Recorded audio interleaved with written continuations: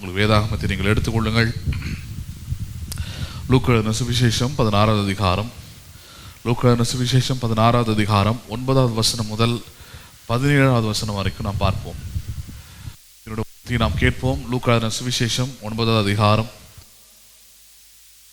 சுவிசேஷம் 16வது அதிகாரம், 16வது அதிகாரம் 9வது வசனம் முதல் 17வது வசனம் வரைக்கும் நாம் கவனிப்போம். நான் உங்களுக்கு சொல்லுகிறேன், நீங்கள் மாளும்போது உங்களை நித்தியமான வீடுகளிலே ஏற்றுக்கொள்வார் உண்டாகும்படி அநீதியான உலக பொருளால் உங்களுக்கு சிநேகிதரை சம்பாதியுங்கள். கொஞ்சத்திலே உண்மை உள்ளவன் அநேகத்திலும் உண்மை உள்ளவனாயிருக்கிறான். கொஞ்சத்திலே அநீதி உள்ளவன் அநேகத்திலும் அநீதி உள்ளவனாயிருக்கிறான். அநீதியான உலக பொருளை பற்றி நீங்கள் உண்மையாயிராவிட்டால் யார் உங்களை நம்பி உங்களிடத்தில் மெய்யான பொருளை ஒப்புவிப்பார்கள்? வேறொருடைய காரியத்தில் நீங்கள் உண்மையுள்ளவர்களாய் இராவிட்டால் உங்களுக்கு யாதொன்றை சொந்தமானதாக கொடுப்பவர் யார்? எந்த ஊழியக்காரனும் 2 எஜமான்களுக்கு ஊழியம் செய்யக்கூடாது. ஒருவனை பகைத்து மற்றவனை சிநேகிப்பான், அல்லது ஒருவனை பற்றி கொண்டு மற்றவனை அசட்டை பண்ணுவான். தேவனுக்கும் உலக பொருளுக்கும் ஊழியம் செய்ய உங்களாலே கூடாது என்றார். இவைகளெல்லாம் பொருளாசைக்காரராகிய பரிசேயரும் கேட்டு அவரை பரியாசம் பண்ணினார்கள். அவர் அவர்களை நோக்கி, நீங்கள் மனுஷருக்கு முன்பாக உங்களை நீதிமான்களாக காட்டுகிறீர்கள், தேவனோ உங்கள் இருதயங்களை அறிந்திருக்கிறார். மனுஷருக்குள்ளே மேன்மையாக எண்ணப்படுகிறது தேவனுக்கு முன்பாக அருவருப்பாக இருக்கிறது. நியாய பிரமாணமும் தீர்க்க தரிசன வாக்கியங்களும் யோவான் வரைக்கும் வழங்கி வந்தது. அது முதல் தேவனுடைய ராஜ்யம் சுவிசேஷமாய் அறிவிக்கப்பட்டு வருகிறது. யாவரும் பலவந்தமாய் அதில் பிரவேசிக்கிறார்கள். வேதத்தில் ஒரு எழுத்தின் உறுப்பு அவமாய் போவதை பார்க்கிலும் வானமும் பூமியும் ஒழிந்து போவது எளிதா இருக்கும். உங்களோடு கூட இந்த செவ்வாய்க்கிழமையின் மாலைகளிலே தொடர் போதனையாக விசுவாசிகள் தேர்வு செய்ய வேண்டிய செழிப்பான வாழ்க்கை என்கிற தலைப்பின் கீழே பேசிக்கொண்டு வருகிறேன். அதில் தற்போது நாம் பார்த்து கொண்டு வருகிற காரியம், விசுவாசிகளாக இருக்கிறவர்கள் ஆபிரகாமின் ஆசீர்வாதத்திற்கு அல்லது செழிப்பான வாழ்க்கைக்கு ஆதாரமாக அடையாளமாக இருக்கிறார்கள் என்பதை நம்ம பார்த்து கொண்டு வருகிறோம்.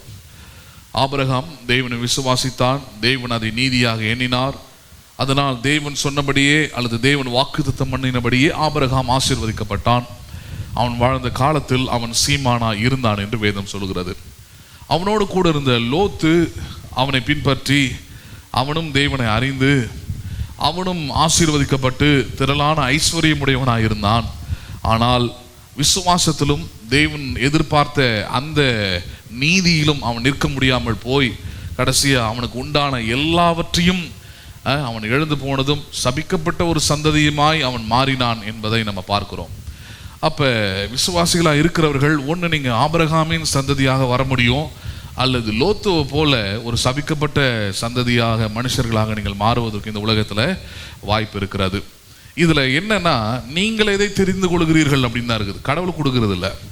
உபாகமத்தில் சொல்றாரு, ஆசீர்வாதத்தை சாபத்தையும் உனக்கு முன்பாக வைத்திருக்கிறேன், நீ ஆசீர்வாதத்தை அல்லது ஜீவனை தெரிந்து கொள் அப்படின்றார். எதை தெரிந்து கொள் அப்படின்னா என்ன சொல்ல வர்றாரு? நான் இந்த பூமியில, நீ வாழக்கூடிய பூமியில 2மே இருக்குது. நான் உனக்கு சொல்றது என்னன்னா, ஜீவனுக்குரிய வழி என்ன, ஆசீர்வாதத்திற்குரிய வழி என்ன, தேவனுடைய வழி எதை நமக்கு கற்றுத் தருகிறது, ஜீவன் அடையும்படி ஆசீர்வதிக்கப்படும்படி அந்த வழியை நீ தெரிந்து கொள்.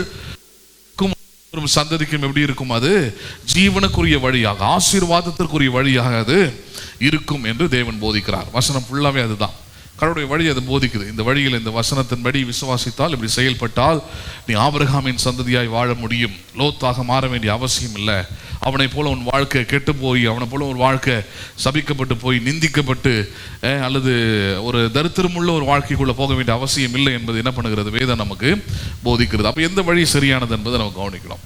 சரி, அப்போ இந்த லோத்துடைய சப்ஜெக்ட் அதில் வரதுனால ஆபிரகாமுடைய ஆசீர்வாதத்தில் அங்கே நின்று கொஞ்சம் கவனிக்கிறோம் நம்ம எது பிரச்சனைக்குரியதாய் இருக்கிறது என்பதை.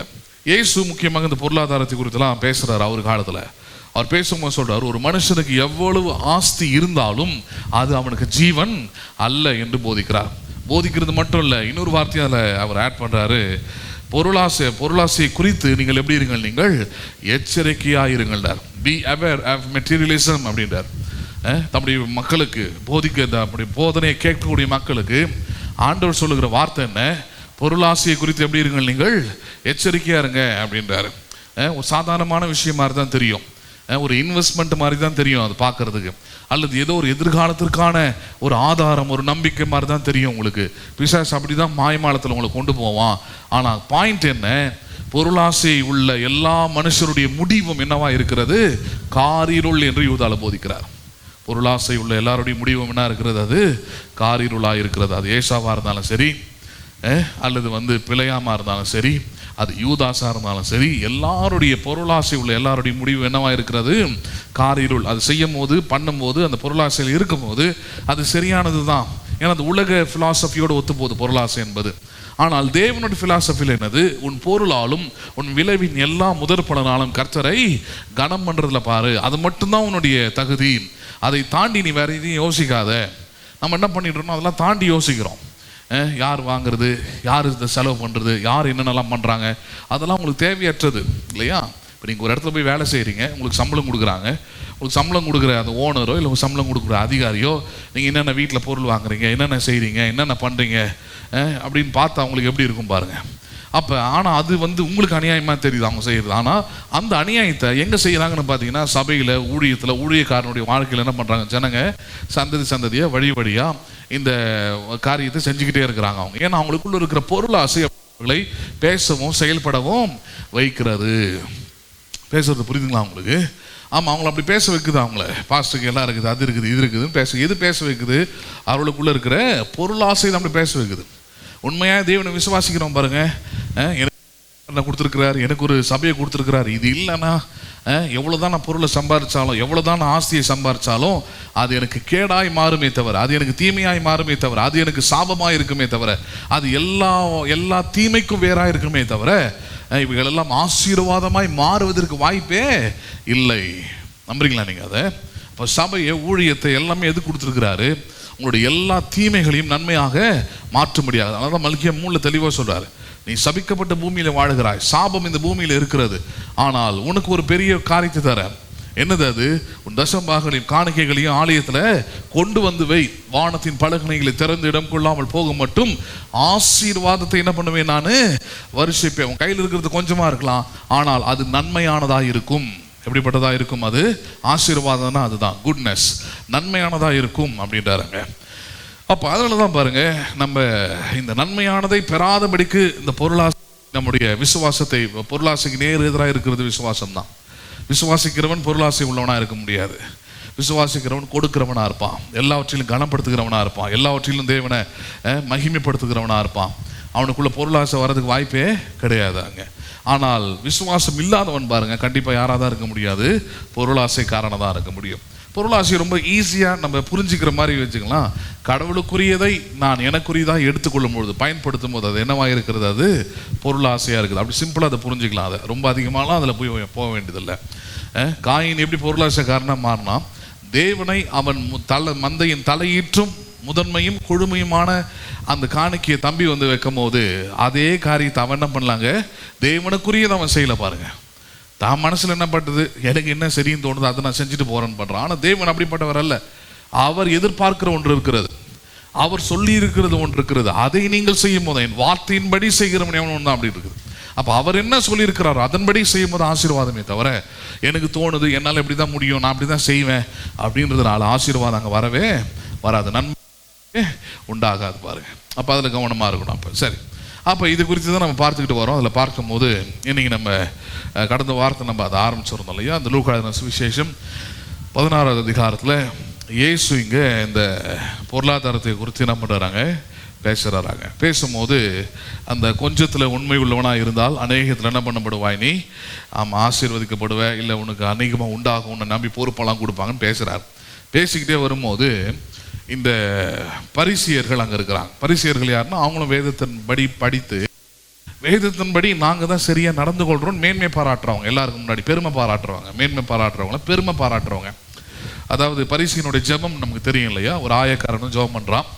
ஆயக்காரனோடு தன்னை எப்படி கம்பேர் பண்ணிக்கிறான்னா, அவனை விட நான் தான் சிறந்த வாழ்க்கையை வாழறேன், நல்ல வாழ்க்கையை வாழறேன், ஒழுக்கமான ஒரு வாழ்க்கையை வாழறேன், இவன் சீர்கெட்டவனாக இருக்கிறான், இவன் தகுதியற்றவனாக இருக்கிறான், இவன் எப்படி சொல்றது, இவன் சரியில்லாத ஆள், ஆனால் நான் எப்படி இருக்கிறேன் சரியான ஆள். இப்படி உலகத்தில் பரிசேயர்கள் என்றால் என்னன்னா, தங்களை ரொம்ப சரியானவர்களாய் தங்களை காண்பிக்கக்கூடிய முயற்சியிலும் வேலையிலும் செயலிலும் ஈடுபட்டு கொண்டே இருப்பாங்க எப்பவுமே. புரியுதுங்களா உங்களுக்கு? மற்றவங்க பார்க்கும் போதே அவங்கள புகழ்ந்துக்கிட்டே இருக்கணும், அவங்க பக்தியை புகழணும், அவங்கள நல்லவங்க நல்லவங்க நல்லவங்க சொல்லணும், ஐயோ உங்களை மாதிரிலாம் வாழ முடியாதுன்னு சொல்லணும். அதுக்காகவே ஒரு பெரிய ஒரு நாடக வேலையை அவங்க எப்பவுமே அரங்கேற்றிக்கிட்டே இருப்பாங்க. இப்போ இந்த சத்தியங்களெல்லாம் இயேசு போதிக்கும் போது பாருங்க, அவங்களுக்கு ஒரு விதமான கோபம் வருது. ஏன்னா இந்த பரிசேயர்களுடைய அடிப்படை என்னன்னா, இங்கே ஒரு யூதாசை போல ஒரு பொருளாசைக்காரங்க இவங்க எல்லாருமே. இயேசு அப்படியே சொல்றாரு இல்லையா, அந்த லூக்கா சுவிசேஷம் 16 அதிகாரத்தில் 14 வசனம் பாருங்க, இவைகள் எல்லாம் பொருளாசைக்காரராகிய பரிசேயரும் கேட்டு. என்ன பரிசேயர்கள் இவர்கள்? நாங்கள் வசனத்தின்படி நடக்கிறோன்னு பெருமை காட்டுற இந்த பரிசேயர்களுக்குள்ள என்ன இருக்குது? அவங்களுக்குள்ள அவங்க என்ன வாழ்க்கை வாழறாங்க? அவங்க பொருளாசைக்காரராக இருக்கிறாங்க. அப்ப இயேசு போதித்த இந்த வசனங்களை கேட்டு பொருளாசைக்காரராகிய பரிசேயர் கேட்டு அவரை என்ன பண்ண ஆரம்பித்தார்கள்? அவர்கள் பரியாசம் பண்ண ஆரம்பித்தார்கள். என்ன பண்ண ஆரம்பித்தார்கள் அவர்கள்? ஆமா, கடவுள் உனக்கு தரதுல உண்மையா இரு, கடவுளை கனம் பண்ணு, இதான் சொல்லிக்கிட்டு இருக்கிறார். இதை சொல்லும் போது அவங்களுக்கு என்ன வருதாங்க? பரியாசம் பண்ணணும்னு என்ன வருது? இன்னைக்கு அப்படிதான் பாருங்க ஜனங்களுக்கு. கர்த்தர் உன்னை ஆசீர்வதிப்பார், நீ பெரிய வீடை கட்டுவ, நல்ல வேலைக்கு போவ, நல்ல உயர்வ, நல்ல மேன்மைகள் உனக்கு உண்டாகும், நல்ல கீர்த்தி உண்டாகும், நல்ல புகழ்ச்சி உண்டாகும் சொல்லும் போது பாருங்க சந்தோஷப்படுறாங்க. ஆனா உனக்கு உண்டாகிற புகழ்ச்சியில, உனக்கு உண்டாகிற கீர்த்தியில, உனக்கு உண்டாகிற எல்லா வருமானத்திலும் கர்த்தரை என்ன பண்ணு, கனம் பண்ணுன்னு சொல்லும் போது தான் அப்பதான் அவங்களுடைய உள்ளம், அவனுடைய இருதயம், அந்த பொருள் ஆசை என்ன பண்ணுதாங்க? வெளிப்பட ஆரம்பிக்குது. எரிச்சல் உண்டாகுது, கோபம் உண்டாகுது. இவருன்னா கொண்டு வான்னு சொல்றாரு, இவருன்னா குடுன்னு சொல்றாரு, இவருன்னா செய்யின்னு சொல்றாரு. அவங்களுக்கு எப்பவுமே வாங்கிக்கணும், அவ்வளவுதான். ஆனால் இந்த பூமியிலே அப்படி ஒரு பிரமாணம் இல்லை. இவங்க வாழற மாதிரி ஒரு கடவுள்கிட்ட நடந்துக்கிற மாதிரியான பிரமாணம் பூமியிலே இல்லை. பூமியில் எப்படிப்பட்ட ஒரு பிரமாணம்? நீங்கள் எதை விதைத்தால் அதை தானே பண்ண முடியும், நீங்கள் அறுக்க முடியும். தானா எதுவுமே என்ன பண்ணாது, நமக்கு தராது. பூமியில் எதுவுமே எந்த நல்ல காரியங்களும் தானாக என்ன பண்ணாது, வராது. பூமியில் ஒன்று மட்டும் தான் தானாக வரும்னு ஆதி 3ஆம் அதிகாரத்தில் ஆண்டவர் சொல்றாரு. என்னது? முள்ளும் குறுக்கும் மட்டும்தான் தானாய் பிறப்பிக்கும். முள்ளு குத்தும், குறுக்கு வந்து ஒன்று என்ன பண்ணும், வளர விடாம எடுக்கும். இந்த முள்ளும் குறுக்கு மட்டும்தான் முளைக்குமே, தானாய் முளைக்குமே தவிர ஆசீர்வாதங்களுக்கு நீ படாத பாடுபடணும், நன்மைகளுக்கு நீ படாத பாடுபடணும். நெற்றின் வேர்வையினால் நீ ஆகாரம் புசிப்பாய், ஆகாரம் புசிக்கிறதுக்கு நீ நெற்றின் வேர்வை சிந்தி ஆகணும்ன்றாங்க. ஆனால் இயேசு கிறிஸ்து சிலுவையில் மரித்த பிறகு அது அப்படியே தலைகீழ மாறுது. இன்னைக்கு நீங்கள் வந்து அப்படியெல்லாம் கஷ்டப்பட்டு தான் முன்னேறணும், கஷ்டப்பட்டால் தான் என் வாழ்க்கை நல்லா இருக்கும்னு நினைக்க வேண்டியதில்லை. கிறிஸ்து இயேசு எனக்காக சிலுவையில் கஷ்டப்பட்டதுனால, பாடுபட்டதுனால, எனக்குரிய வேலையை நான் கஷ்டமாக இருக்கலாம், ஒரு வேலை கடினமானதாக இருக்கலாம், ஆனால் அதை செய்யும் போது அதுக்குரிய பலத்தை, அதுக்குரிய கிருபை, அதற்குரிய ஆற்றலை எல்லாம் அவர் தருகிறார். தரும்பொழுது அவருடைய சிலுவையில் எனக்காக கஷ்டப்பட்டதுனால எனக்கு கஷ்டப்படாத ஒரு நல்ல ஒரு எதிர்காலத்தை, நல்ல ஒரு வாழ்க்கை, ஒரு சமாதானத்தை, இளைப்பாறுதலை எனக்காக என்ன பண்ணுகிறார், அவர் தருகிறார். நம்புறீங்களா நீங்க அதை? அப்ப அப்படிதான் சபிக்கப்பட்ட பூமியில நன்மையானதை நீங்கள் பெற்றுக்கொள்ள வேண்டும் என்றால் நீங்கள் என்ன பண்ண வேண்டியதா இருக்குதாங்க? செயல்பட வேண்டியதா இருக்கிறது, கொடுக்க வேண்டியதா இருக்கிறது. தானா என்ன பண்ணாது, வராது. பேசுறது புரியுதுங்களா? அதே போலதான் கிறிஸ்தவ வாழ்க்கையும். சபைக்குள்ள வந்துட்டீங்க. ஏன்னா இப்போ ரோமன் கேத்தலிக்லாம் பார்த்தீங்கன்னா அவங்களாம் தசம்பாக காணிக்கையை பற்றி பிரசங்கிக்கிறதும் கிடையாது. அது அவங்க தேவை இல்லைன்னு சொல்கிறாங்க. அதுக்கு பதில் வேறு மாதிரி வாங்கிடுறாங்க அவங்க. சிஎஸ்சியில் அதே போல தான், ரொம்ப அதை அழுத்தி பேச மாட்டாங்க. அது வேறு விதத்தில் அதை ஜனங்கிறது வசூல் பண்ணிவிடுவாங்க. விசுவாசம் இல்லாமல் நீ வந்து அதை கூட இது கூட இது கொடுத்தா தான் உனக்கு கல்லறை, உனக்கு கல்யாண மண்டபம், உனக்கு எங்கே நாங்கள் நடத்துகிற ஹாஸ்பிட்டலில் உனக்கு வேலை, நாங்கள் நடத்துகிற ஸ்கூலில் உனக்கு வாத்தியார் தொழில், அதனால் நீ வந்து கரெக்டாக சந்தா கிந்தா கட்டி என்ன பண்ணிடணும், கரெக்டாக ரெனியூவல் பண்ணி கரெக்டாக வச்சுக்கிட்டா தான் உனக்கு எல்லாமே அப்படின்னு சொல்கிறதுனால அது விசுவாசிக்க வேண்டியதில்லை. வேறு வழியில் நாளைக்கு இந்த சந்தா கட்டினா நாளைக்கு என்ன உண்டு, எனக்கு கல்லறை இருக்கும், இந்த சந்தா கட்டினா நாளைக்கு வேலை கிடைக்கும் அப்படின்னு தான் கொடுக்குறாங்க. ஆனால் சபை அதுக்கான இடம் மட்டும் இல்லை. அது அட்மினிஸ்ட்ரேஷன் ஒர்க். அது செயல்படுவதற்காக அல்லது அந்த காரியத்தை செஞ்சு முடிப்பதற்கான வேலை. அதுக்கான இடம் இல்லை. எது முதன்மையானது? ஒரு சபைக்குள்ளே வந்தால் ஒரு சாதாரண மனுஷன் கூட தன் பொருளாலும் தன் விளைவின் எல்லா முதற்பலனாலும் கர்த்தரை கனம் பண்ணுகிற விசுவாசிக்கிற உள்ள என்ன பண்ணணும், அவனுக்கு வரணும். தன் கையிட்டு செய்கிற எல்லா பிரயாசத்தையும் கர்த்தர் ஆசீர்வதிப்பார். என் கையின் பிரயாசத்தில் சாபம் இருக்காது, என் கையின் பிரயாசத்தில் தோல்வி இருக்காது, என் கையின் பிரயாசத்தில் நிம்மதி இல்லாமல் போகாது, என் கையின் பிரயாசம் எனக்கு நன்மையானது தான் தரும் அப்படின்ற விசுவாசிக்கிற உள்ளமாக என்ன பண்ண வேண்டும், அங்கே மாற்றணும் பாருங்க. இல்லைன்னா வாழ்க்கை நிற்கிறதுக்கு, நிலை நிற்கிறதுக்கு வாய்ப்பே இல்லை. காலையில் எங்கள் அம்மா கூட உட்காந்துருக்கும் போது அவங்க பேப்பர் படிச்சுட்டு ஒன்று சொன்னாங்க. இன்னைக்கு பேப்பரில் என்ன, அங்கே ஒரு சிஎஸ்சி குடும்பத்தை சேர்ந்த ஒரு குடும்பம், அவர் கவர்மெண்ட்டில் வேலை செய்கிறார். அந்த அம்மா ஏதோ டீச்சர் ஏதோ போல இருக்குது. அந்த பிரெஸ்ட் கேன்சர் வந்து எங்கேயோ ட்ரீட்மெண்ட் எடுத்து சாகிற தருவாயில் அந்த அம்மா வந்துருச்சு. அதனால மனுஷன் என்ன பண்ணுறாரு, தன்னோட 2 பிள்ளைங்களுக்கும் அவருக்கும் விஷம் வச்சு 4 பேரும் செத்து போகிறாங்க. செத்து போகும்போது அவர் லெட்டர் ஒன்று எழுதியிருக்கிறார். அதான் அதில் ரொம்ப ஹைலைட். அது அவர் கிறிஸ்தவ ஃபேமிலி சிஎஸ்சி அவரே எழுதியிருக்கிறார். அதில் அவர் என்ன எழுதுகிறார், அதில் நான் மரித்த பிறகு பேங்க் அக்கௌண்ட்டில் 10 லட்ச ரூபாய் போட்டு வச்சுருக்கிறேன். அந்த 10 லட்ச ரூபாய் பணத்தை சிஎஸ்சி தூய பவுல் ஆலயத்துக்கு காணிக்கையாக என்ன பண்ணி விடுங்கள், கொடுத்து விடுங்கள். பேங்க்காரங்க என்ன பண்ணுறாங்க, 10 லட்சத்தை ஆமாம் எங்கள் சர்ச்சுக்கு கொடுத்துருங்க. ஏன்னா பரலோகத்துக்கு வரதுக்கு அது எதாவது டிக்கெட்டு எதுவும் உதவி செய்யும். ஏன்னா 4 பேராக போகிறோம் நாங்கள் பூமியிலேருந்து கிளம்பி.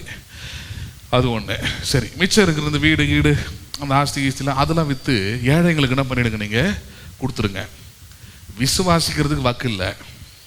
கர்த்தரின் பரிகாரியாகிய கர்த்தர்னு சொல்கிறதுக்கு, ஏன்னா சபையில் அவங்க மேலே சொல்லி தப்பு இல்லை. இதுதான் சொல்கிறேன் நான். நிறைய பேர் வந்து நான் சிஎஸ்ஐ சபைக்கு போகிறேன், பெரிய சபைக்கு போகிறேன், எங்கள் சர்ச்சை பெருசு, எல்லாம் நல்லதான். சத்தியம் இருக்குதா? சத்தியத்தை அறிவீர்கள், சத்தியம் உங்களை விடுதலையாக்கும். சிஎஸ்ஐ சர்ச்சை விடுதலையாக்காது. பேர் வந்து உங்களுக்கு விடுதலையாக்குது. எது விடுதலையாக்கும்? சத்தியத்தை அறிவீர்கள். விசுவாசத்தை உண்டாக்குற சத்தியம் போதிக்கப்படுகிறதா?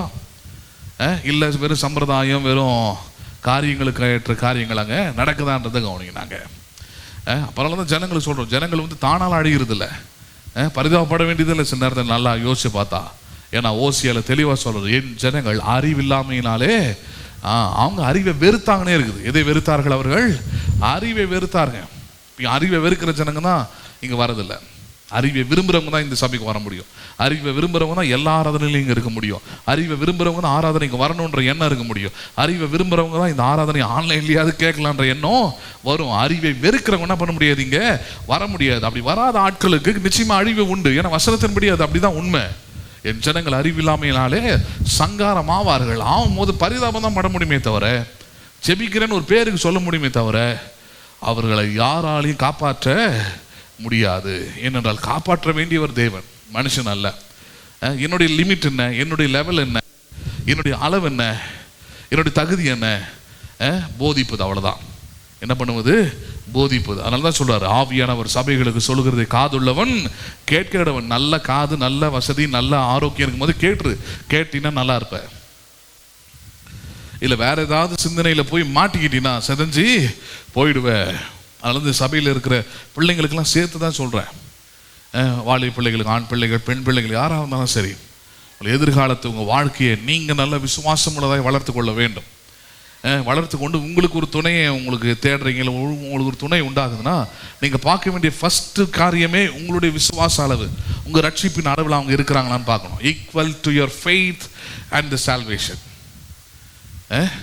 உங்கள் நம்பிக்கை, உங்கள் விசுவாசம் அவங்களுக்குள்ள இல்லைன்னா நீங்கள் அவங்கள நேசிப்பதோ, அவங்கள திருமணம் செய்கிறதோ எல்லாமே வீணானது, எல்லாமே தவறானது, எல்லாமே பாவமானது. பாவத்தின் சம்பளம் மரணம் என்பதை தவிர வேற காரியம் இல்லை. சிம்சோன் நேரிட்டது மட்டுமே நேரிடுமே தவிர, சிம்சோன் அபிஷேகம் பண்ணப்பட்டவன் தான். சிம்சோன் ஒன்றும் புறஜாதி கிடையாது, தேவனால் அபிஷேகம் பண்ணப்பட்ட மனுஷன் தான். ஆனால் முடிவு என்ன? அதான் கேள்வியாங்க. முடிவு பரியந்தும் நிலை நிற்பவனை என்ன பண்ணப்படுவான்? ரட்சிக்கப்படுவான். அப்போ நீங்கள் உங்கள் ரட்சிப்பில் நிற்கணும்னா விசுவாசம் உள்ள சபை தேவை.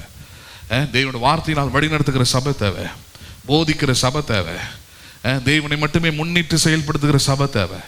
இதை நீங்கள் தெரிந்து கொள்ளாமல் ஏதோ பேரளவுக்கு அங்கே போனேன், எனக்கு கல்யாணம் நடக்கும், என் பொண்ணு கல்யாணம் நடக்கும், என் பையனுக்கு கல்யாணம் நடக்கும், ஈஸியாக இருக்கும், எனக்கு பெருசாக கொடுக்குறாங்க, அப்படிலாம் போனீங்கன்னா ஒன்றுத்துக்கு அது பிரயோஜனப்படாது. வாழ்க்கை வீணாயிடும். அதான் சொல்ல வரேன். எது வீணாயிடும்? வாழ்க்கை வீணாக போயிடும் பாருங்க.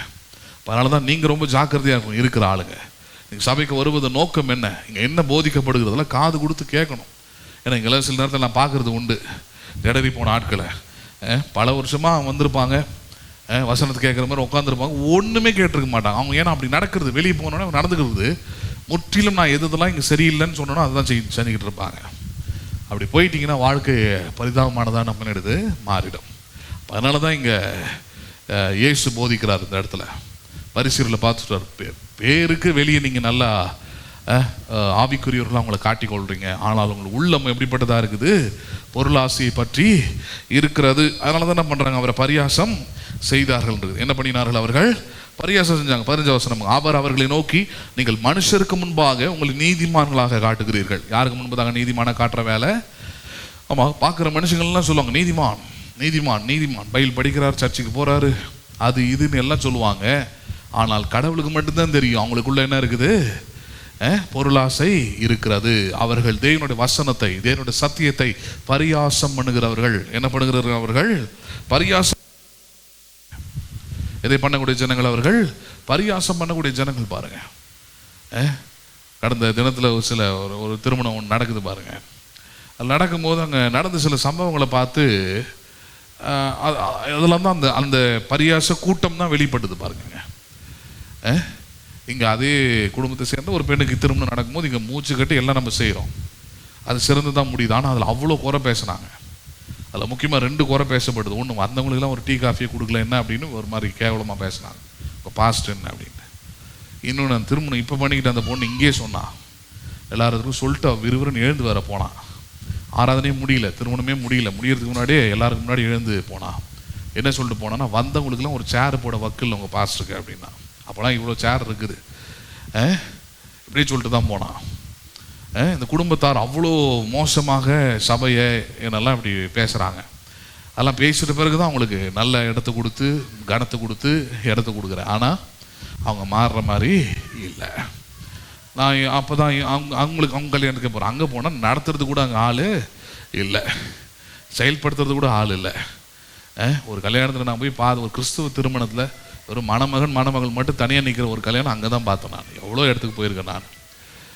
அது அவங்களா தெரிந்து கொண்டது, அதான் சொன்னேன், யாரா தெரிந்து கொண்டது. ஆனால் அவங்க அங்கே எந்த வாயும் திறக்கல, பாஸ்டர் எதுவும் திட்டலை. ஏன் என் பொண்ணுங்களை எடுத்துனால நடத்தலை, ஏன் பார்த்துக்கல, ஏன் சொல்லலை, என்னென்ன பண்ணுறதுன்னு தெரியல பாவம் அப்படி நிற்கிறாங்க, எதுவுமே சொல்ல.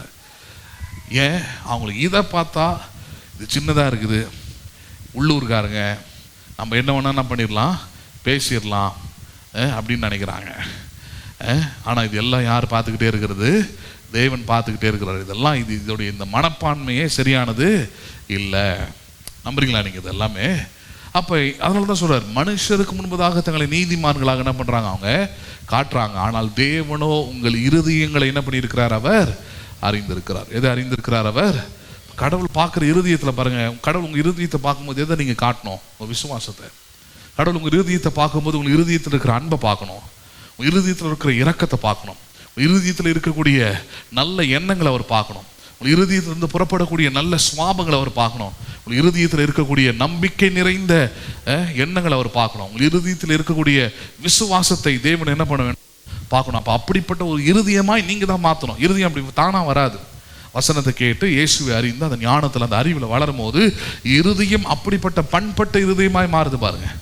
சபையில் பிரசங்கம் அதுக்காக தான். ஒரு மோசமான இருதயம் உள்ளவர்களாக நீங்கள் வந்திருக்கலாம், ரட்சிக்கப்படுறதுக்கு முன்னாடி உங்கள் இருதயம் அப்படிப்பட்டதாக இருந்திருக்கலாம், கேடு உள்ளதாக இருக்குதான், பொருளாசை உள்ள இருதயமாக இருந்திருக்கலாம், மோசமான ஒரு இருதயமாக இருந்திருக்கலாம்.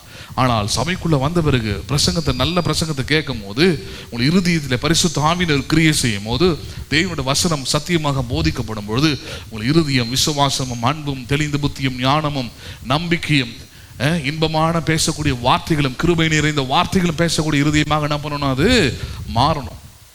மாறினா தான் உங்கள் இருதயத்தில் தேவனுடைய வார்த்தை பரிசுத்த ஆவியானவர் என்ன பண்ணுறாருங்க? கிரியை செய்கிறாருன்னு அர்த்தம். இல்லைன்னா வெறும் பரிசேயரை குறித்து இயேசு சொல்கிற மாதிரி தான். பரிசேயரே, மனுஷர் கண்களுக்கு முன்பதாக நீங்கள் நீதிமான், ஆனால் தேவன் உங்கள் இருதயத்தை பார்க்குறாரு. இருதயத்தை பார்க்கும் போது நீங்கள் பொருளாசைக்காரராக இருக்கிறீர்கள். யாராக இருக்கிறீர்கள்? நீங்கள் பொருளாசைக்காரராக இருக்கிறீர்கள். மனுஷரின் கண்களுக்கு முன்பதாக எது மேன்மையாக எண்ணப்படுகிறதோ அது தேவனுடைய கண்களுக்கு முன்பதாக எப்படி இருக்கிறது? அருவருப்பாக இருக்கிறது என்றார். எப்படி இருக்குது அது? ஆமாம். சரி, இதெல்லாம் எதுக்கு சொல்கிறாரு அப்படின்றது தான் அங்கே ரொம்ப முக்கியமானது. எதுக்கு சொல்கிறாரு? 17ஆம் வசனத்தில் ஒரு வார்த்தை சொல்கிறாரு, வேதத்தில் உள்ள ஒவ்வொரு உறுப்பும் அவமாய் போவதை பார்க்கல. ஒரு எழுத்தின் உறுப்பு கூட, எவ்வளோ பெரிய பாயிண்ட் பாருங்க. வேதத்தில் உள்ள ஒரு எழுத்தின் உறுப்பு அவமாய் போவதை பார்க்கிலும் வானமும் பூமியும் ஒழிந்து போவது எப்படி இருக்கும்? எளிதாக இருக்கும். அப்படின்னா there is more sure. வானமும் பூமியும் எவ்வளோ உறுதியானது, அசையாதது, அழியாததுன்னு நம்ம நினைக்கிறோமோ, எப்படிப்பட்ட அது எந்த மனுஷனாலும் எந்த ராஜாவாலும் எவ்வளோ பெரிய ஆளாலும் எதை அழிக்க முடியாது? வானத்தை அழிக்க முடியாது. இந்த பூமி என்ன பண்ண முடியாது? அழிக்கவே முடியாது பாருங்க. அப்படிப்பட்ட உறுதித்தன்மை நிறைந்த வானமும் பூமியை காட்டிலும் அதிக உறுதியான தேவனுடைய ஒரு உறுப்பின், அந்த வசனத்தில் இருக்கிற ஒரு உறுப்பு கூட என்றார். அவ்வளோ உறுதியானது, அது மாறவே மாறாதுன்றார். அப்படின்னா அது என்ன இருக்குதோ அது அப்படியே சொல்லும், அப்படியே செயல்படும். அதில் இருக்கிற அர்த்தம் மாறவே மாறாது, அதில் இருக்கிற தன்மைகள் மாறாது. அது தலைமுறையாக நம்பலாம் நீங்கள். முழு நம்பிக்கையோடு நம்பலாம், முழு நிச்சயம் அதை நம்பலாம். அவ்வளோ நம்பிக்கைக்குரியதுதான் தேவனுடைய வசனம், தேவனுடைய வார்த்தை அப்படின்றாங்க. சரி, எதுக்கு இப்படி சொல்றாரு? ஏன்னா ஒரு கதை ஒன்று சொல்ல போறாரு, அதுதான் இவ்வளோ சொல்லிட்டு இருக்கிறாரு. என்ன கதை? அதை இன்னைக்கு பார்க்க போறோம். ஒரு பொருளாசைக்காரன், ஒரு பணக்காரன், ஒரு ஏழை. ஏன்னா இதை வச்சு தான் நிறைய நேரத்தில் ஆபிரகாமுடைய கதையை இணைப்பாங்க. இந்த ஆபிரகாமின் ஆசீர்வாதம் இது ரொம்ப முக்கியமான ஒரு பகுதியாக இருக்குது. இன்னைக்கு அதை பார்க்க போறோம். நம்ம 19 வசனம் பாருங்க. 19. ஐஸ்வர்யம் உள்ள ஒரு மனுஷன் இருந்தான். இப்ப ஆரம்பிக்கிறார். யார் இருந்தானாங்க? ஐஸ்வர்யம் உள்ள ஒரு மனுஷன் இருந்தான். அவன் இரத்தாம்பரமும் வெளியேற பெற்ற வஸ்திரமும் தரித்து அனுதினமும் சம்பீரமாய் வாழ்ந்து கொண்டிருந்தான்.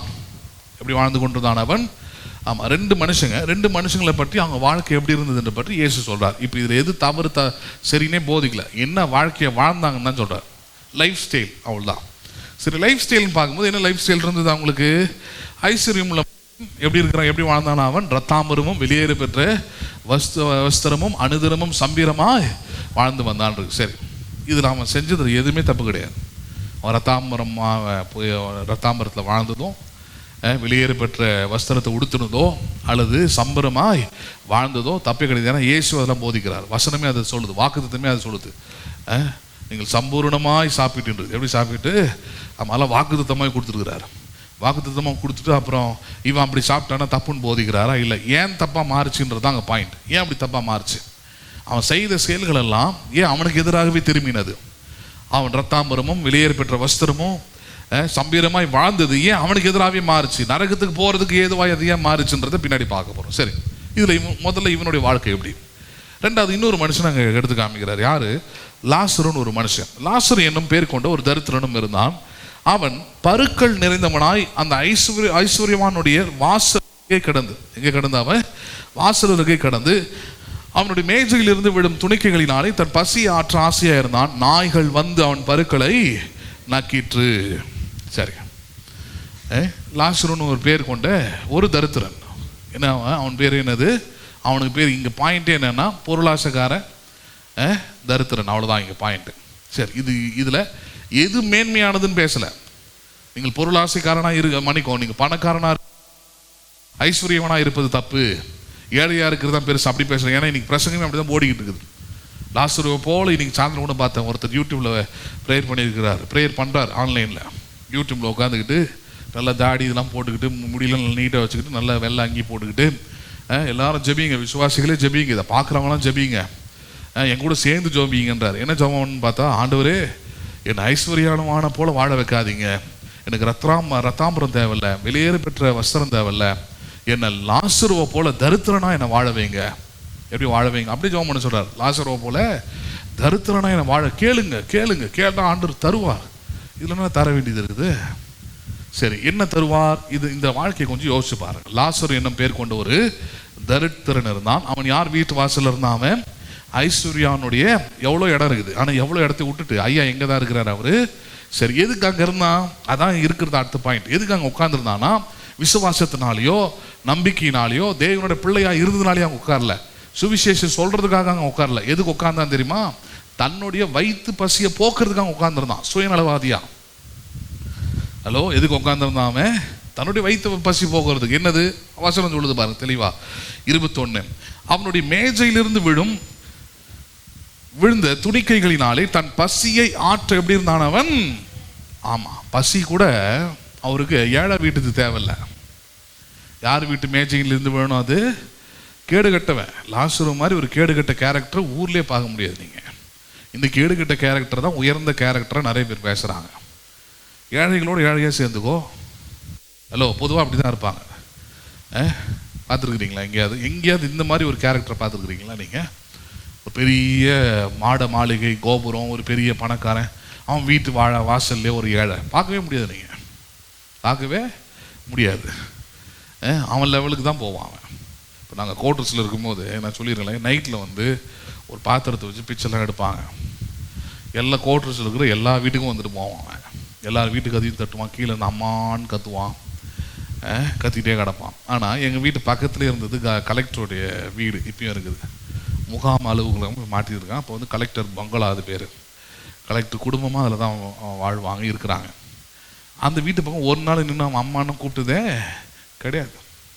ஏண்டா இங்கிருந்து எங்ககிட்டயாவது ஒன்றும் இருக்காதுடா, கோட்ரஸில் இருக்கவங்க இங்கே போனீங்கன்னா எல்லாமே கலெக்டர் வீடுறா, விதவிதமாக இருந்திருக்கலாம், வெரைட்டியாக சாப்பிட்ருப்பாங்க. போய் என்ன பண்ணலாம், மிச்சம் மீதிலாம் நிறைய அங்கே தான் இருக்கும். அங்கே போனதே கிடையாது அவன். ஏன்னா அவனுக்கு தெரியும் எங்கே போனால் நமக்கு தருவாங்க, இறக்கப்படுவாங்கன்ட்டு. ஆனால் இவன் பாருங்க எவ்வளோ மோசமான ஆள். இவன் பணக்காரன் வீட்டு மேஜையிலிருந்து விழும் துணிக்கைகளினாலே தன் பசியை ஆற்ற எப்படி இருந்தான் அவன். செத்தாலும் பீஸா சாப்பிட்டு தான் சாவேன், பழைய சோறு எனக்கு வேணான்ற ஆள் இவன். பேசுறது புரியுதுங்களா உங்களுக்கு? இவனெல்லாம் நிறைய பிரசங்கியாரு மேன்மையானவன், லாசரு வாழ்க்கை வாழ்ந்தது மேன்மையானதுன்னு பேசுகிறாங்க. அதுக்கு தான் முன்னாடி இருக்கிறத படித்தேன். அங்கே என்னது, பொருளாசைக்காரனாக இருக்கக்கூடிய பரிசேயர்கள், அவனோட உள்ளத்து கடவுள் பார்க்குறாரு. அந்த பொருளாசைக்காரனோட ஈடாக தான் அல்லது ஈக்குவலாக தான் இங்கே இருக்கிற ஐஸ்வர்யமான கடவுள் வைக்கிறார். சரி, லாசருவை எந்த இடத்துல வைக்கிறாருன்னா, இவன் உலகத்தில் மட்டகரமான ஒரு வாழ்க்கையை வாழ்ந்தான்பா. அவன் எதை வாழ்ந்தான், அவன் இந்த உலகத்தையே நஷ்டமாக்கிட்டான். அவன் தன் வாழ்க்கையில் நல்ல வேலைக்கு போகல, நல்ல சம்பாதிக்கல, நல்ல சாப்பிடல, ஒரு நல்ல தகுதியாக இல்லை, எதுவுமே இல்லை. இந்த உலகத்தை மொத்தமாக நஷ்டமாக்கிட்டான். ஆனால் நஷ்டமாக்கினாலும் ஆத்மாவை என்ன பண்ணிட்டான், லாபமாக்கிட்டான். அதாவது பரலோகத்துக்கு வந்துட்டான், நரகத்துக்கு போகாம தப்பிச்சிட்டான். அதுக்காக தான் பேசுறாரே தவிர லாசரு இந்த உலகத்தில் வாழ்ந்தது சரி என்ன பண்ணலாங்க அப்படி எடுத்து போதிக்கூடாது. அவர் இயேசுனா போதிக்கிறாரு, நீ உலகத்தில் பொருளாசக்காரனாய் வாழ்ந்து சாகிறத விட லாசரு மாதிரி பிச்சைக்காரனா இருந்தாவாது நம்ம பரலோகத்துக்கு வந்து சரி. இதுக்கு பின்னாடி ஒரு வசனத்தை காமிக்கிறாரு, படிக்கும் போது இன்னும் நல்லா புரியும் அந்த வார்த்தை, இந்த உதாரணம். சரி, இப்போ பாருங்க இந்த சப்ஜெக்ட் வரலாம். என்ன சொல்றாருங்க? சரி, லாசருடைய கதை இதுலையா 22 பாருங்க. பின்பு அந்த தரித்திரன் மரித்து, யார் மரித்து? தரித்திரன் மரித்து தேவ தூதரால் ஆபிரகாமுடைய மடியிலே கொண்டு போய் விடப்பட்டான். எங்க கொண்டு போய் விடப்பட்டான் அவன்? பரலோகத்துடைய வாசல்லையோ இல்லை பேதுருக்கிட்டையெல்லாம் கொண்டு போய் விடல, டைரக்டா இங்கே தான் கொண்டு போயிட்டு படுக்க விட்டாங்க. ஆபிரகாமுடைய மடி என்பது தேற்றப்படுகிற மடி, வேற ஒன்றும் கிடையாது. எதுக்காக தேற்றப்படுகிறது? என்னை போலவே நீ விசுவாசித்து வந்ததே இந்த பூமியில வாழ்ந்து என்ன பண்றது, பரலோகத்துக்கு வருகிறாய் என்பதற்கான அடையாளம் அது. சரி, பாயிண்டிங் என்ன, ஆபிரகாமுக்கு அந்த இருந்த ரட்சிப்பு அவனுக்கு இருந்ததே தவிர ஆபிரகாமுக்கு இருந்த அந்த வாழ்க்கை அவனுக்கு இல்லை. ஆபிரகாமுக்கு இருந்த ஆசீர்வாதம் அவனுக்கு இல்லை. அவன் வாழ்க்கைன்றது ரொம்ப கேடுகட்டவா இருக்கு, ரொம்ப அசிங்கமான ஒரு வாழ்க்கை இல்லையா? முன்னாடி வசனம், நாய்கள் வந்து அவன் பருக்களை நக்கிட்டு இருக்குது. எவ்வளோ கொடுமை பாருங்க. என் வீட்டு வாசல்லாம் ஒருத்தன் உட்காந்துருந்தான்னா அடித்து துரத்தி இருப்பேன், இல்லைன்னா எங்கேயாவது ஃபோன் பண்ணி முதல்ல இவனை கொண்டு போய் எங்கேயாவது சேர்த்தாது என்ன பண்ணுங்க சரியாக்குங்கன்னு சொல்லியிருப்பேன். இந்த விதத்தில் பணக்காரரும் ரொம்ப நல்லவனாக கூட இருந்திருக்கான். பரவாயில்ல, நம்ம எது கீழே விழுந்து சாப்பிட்டு போகிறான் உடுப்பா அப்படின்ற லெவலில் இருந்திருக்கிறான் அவன். ஆனால் அவங்கிட்ட என்ன பிரச்சனை, அதான் பாயிண்ட். அவங்கிட்ட என்ன பிரச்சனைனா, முழுக்க அவனுடைய இறுதியை முழுக்க தேவனை அறிந்தவன் தான். அவன் தேவனை அறியாமல், ஏன்னா ஆபிரகாம் வரைக்கும் அவருக்கு தெரிஞ்சிருக்குது, யார் பேர் வரைக்கும் தெரிஞ்சிருக்குது. எப்படி கிறிஸ்துமஸுக்கு நியூ இயர்க்குலாம் சர்வீஸுக்கு போயிருப்பான் போல இருக்குது. அவன் போன சபையில் ஆபிரகாம் பற்றிலாம் பேசியிருக்கிறான், காதில் விழுந்துருக்குது அவனுக்கு. பார்த்தவொடனே ஆபிரகாம் கண்டுபிடிச்சிட்டான், பின்னாடி பேசுகிறான் பாருங்க, அதெல்லாம் பார்க்கலாம். ஆனால் என்ன, உலகத்தில் வாழும் பொழுது ஆபிரகாமின் சந்ததியாய் நான் வாழணும். யாருடைய சந்ததியாக வாழணும்? நான் ஆபிரகாமின் சந்ததியாய் நான் வாழணும். பொருளாசை வெறுத்தவனா இந்த பூமியில் என்ன நான் காண்பிக்க வேண்டும். எப்படி காண்பிக்க முடியும்? விசுவாசத்தில் தான் காண்பிக்க முடியும், தேவனை கொடுப்பதில் தான் காண்பிக்க முடியும், தேவனை கனப்படுத்துவதில் தான் நான் காண்பிக்க முடியும். நான் பொருளாசை அற்றவனாய் இருக்கிறேன் என்பதை வேற எதுலையும் காட்ட முடியாதுங்க. நீங்க நிறைய பேர் அப்படி நினச்சிக்கிட்டு இருக்கிறாங்க, எப்படி ஏழைகளுக்கு நான் உதவி செஞ்சுட்டா, தரித்திரருக்கு உதவி செஞ்சுட்டா, அப்படிலாம் பண்ணிட்டா நான் வந்து பார்த்தீங்களா அவர் எவ்வளோ எளிமையாக நடந்துக்கிறார். அதெல்லாம் கிடையாது. நிறைய பேர் அதை செய்வதற்கான காரணமே புண்ணியம் கிடைக்கும். என்ன கிடைக்கும்? புண்ணியம் கிடைக்கும். ஏன்னா நான் சம்பாரிச்சதில் பாவமும் இருக்கலாம், 4 பேர் மிரட்டி சம்பாரிச்சிருக்கலாம், ஏமாற்றி சம்பாரிச்சிருக்கலாம், குறுக்கு வழியில் சம்பாரிச்சிருக்கலாம், அதிக லாபம் சம்பாரிச்சிருக்கலாம், அதிக வட்டி விட்டு சம்பாரிச்சிருக்கலாம். இப்படிலாம் இருக்கிறதுனால புண்ணியம் கிடைக்கும் அப்படின்ற அந்த நோக்கத்தில், அந்த கண்ணோட்டத்தில், அந்த இதில் தான் என்ன பண்ணுறாங்க அவங்க, ஏழைங்களுக்கெல்லாம் செய்கிறதெல்லாம் நம்ம என்ன பண்ணுறோம் பார்க்குறோம். அதனால் ஏற்கனவே நான் போதிச்சிருக்கிறேன், கடவுளுக்கு செய்வது வேற, ஏழைக்கு செய்வது வேற. கடவுளையும் ஏழையும் என்ன பண்ணுறக்கூடாது, செய்கிறதுல ஒன்றாக்கிடக்கூடாது. ஏழைக்கு இறங்குறவன் கர்த்தருக்கு கடன் கொடுக்குறான் என்பது அங்கே வந்து கடவுளையும் ஏழையும் ஒன்றாக்கிடல. ஏழை உனக்கு திருப்பி தர முடியாது. நீ ஏழைக்கு ஏதாவது ஒன்று இறங்கி செய்கிறேன்னா அதுக்கான பிரதிபலனை கடவுள் உனக்கு என்ன பண்ணுவார், கொடுப்பாருன்றது தாங்க பாயிண்டே தவிர ஏழைக்கு செஞ்சுட்டா டைரெக்டாக கடவுளுக்கு போயிட்டு போயிடக்கூடாது. ஹலோ, புரியுதா இல்லையா? அது வந்து எம்ஜிஆர் பாட்டு, அது எம்ஜிஆரோட ஃபிலாசபி. ஏழையின் சிரிப்பில் அது எம்ஜிஆர் பண்ணது, அண்ணன் பண்ணது, யாரோ பண்ணாங்க விடுங்க. ஆனால் இறைவனை காண்போம்ன்றதுலாம் அதெல்லாம் பார்க்க முடியாது. நிறைய ஏழைகளை பற்றிலாம் அவங்களுக்கு போதிச்சிருக்கு, சொல்லியிருக்கிறேன். நிறைய நேரத்தில் ஏழைன்றோம் வட்டி விட்டு சம்பாதிக்கிறான்லாம் இருக்கிறான். முன்னாடி தான் பிச்சை எடுப்பான். அவன் குரூப்பில் போய் கேட்டிங்கன்னா பெரிய வட்டிக்காரங்க, அவன் நிறைய இடத்துல வட்டி விட்டு சம்பாதிக்கிறான்னு வாங்க. அதனால் இங்கே பாயிண்ட் என்னன்றதை நல்லா புரிஞ்சுக்கணும். இங்கே எதுக்கு போதிக்கிறார்ன்றத.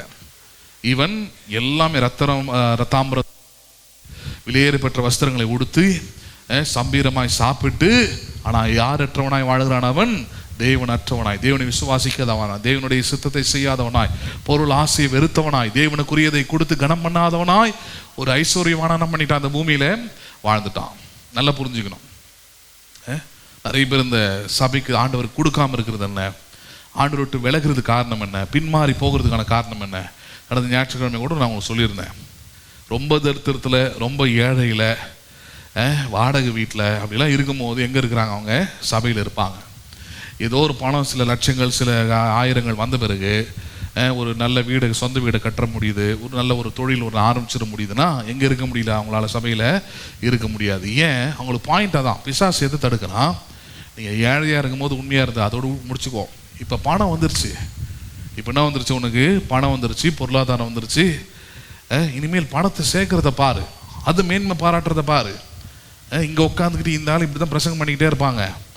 இதெல்லாம் போதிக்காத சபையில் போய் உட்காரு. இதெல்லாம் சொல்லாத சபைகள் இருக்குது, இல்லை எதிர்பார்க்காத சபைகள் இருக்குது. அங்கே வெறும் ஒரு 1000 2000 கொடுத்துட்டு சும்மா அந்த கொடுத்து நீ உட்காந்துரு அப்படின்ற சொல்கிற சபைகள்லாம் இருக்குது. அங்கே போய் உட்காந்துக்கோ. உட்காந்துன்னா உனக்கு ஒன்றும் பிரச்சனை கிடையாதுன்ற மாதிரி பிசாசு உங்களை ஏமாத்துறான். நீங்களே என்ன பண்ணுறீங்க? ஏமாத்துறீங்க. அதான் சொன்னேன், உங்களை நீங்களே ஏமாத்திக்கிறது. என்னன்னா, கடவுளுக்கு எதுவும் தெரியாது, கடவுளுடைய பார்வைக்கு நான் மறைஞ்சிட்டேன்னு சொல்றது அப்படிப்பட்ட ஒரு காரியம் தான். You cannot escape from the sight of God. உலகத்தில் நீங்கள் வாழற வரைக்கும் சரி, கடவுளுடைய பார்வையில் இருந்து நீங்கள் தப்பிக்கவே முடியாது. உங்களை அழைத்தவர், உங்களை ரட்சித்தவர், அவருக்கு நீங்கள் என்ன நிலைமை எல்லாமே அவர் நல்லாவே தெரியுங்க. நீங்கள் அவர் ஏமாற்றவே முடியாது ஒரு காலம். உங்களை நீங்களே ஏமாற்றிக்கிறீங்க, அவ்வளோதான். அப்படி போய் தான் ஒரு இன்னொரு சபையை சேர்ந்த விசுவாசி சொல்கிறாங்க பாருங்க.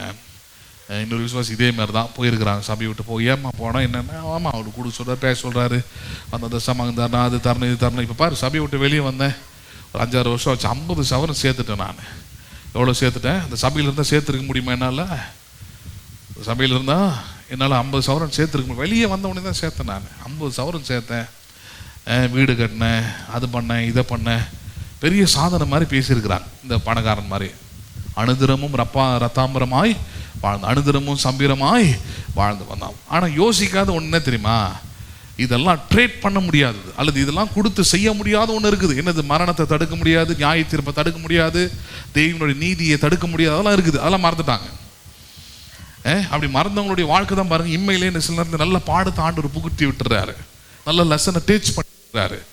நான் நிறைய பேரை பார்த்துட்டேன், விசுவாசத்தில் மறிக்கிறவங்க வியாதியிலே செத்தா கூட சந்தோஷமாக மறிச்சுட்டு போயிடுறாங்க. ஆனால் இந்த அவ்விசுவாசத்திலையும் பின்மாற்றத்தையும் மறிக்கிற ஆட்களை நான் பார்த்துருக்குறேன் பாருங்க. ரொம்ப கொடிய வியாதிகளை கொடுத்து ரொம்ப அவங்கள கடினமாக கஷ்டப்பட்டு ரொம்ப அவங்க நொந்து, சில நேரத்தில் அதை பற்றி ஏன் இப்படி அப்படின்ற புரியாத அளவுக்கு அவங்க நிலைமை கொடூரமாக மாறுதை நான் பார்க்குறேன். அதான் சொல்கிறேம்மா, பொருளாசை உள்ள எல்லாருடைய முடிவும் என்னவாக இருக்கிறது? Darkness. they don't know what they have to do. என்ன செய்யணும்னே அவங்களுக்கு தெரியாது பாருங்க. நேரத்தில் அங்கே ஓடுவாங்க, இங்கே ஓடுவாங்க, இது செலவு பண்ணுவாங்க, அது எதுவுமே பண்ண முடியாது. ஒன்றே ஒன்று தான் அதுக்கு விடிவு, ஒன்றே ஒன்று தான் வழி, ஒன்றே ஒன்று தான் வாழ்வு. அது ஆண்டவருடைய வார்த்தையின்படி நடப்பது, செயல்படுவது. புரியுதுங்களா உங்களுக்கு? அது அப்போ இந்த இடத்துல இந்த ஐஸ்வர்யாளன் பற்றி அவர் பேசுறது தான். என்ன சொல்றாரு? 2 பேருமே இறக்குறாங்க. சரி, 22ஆம் வசனம்.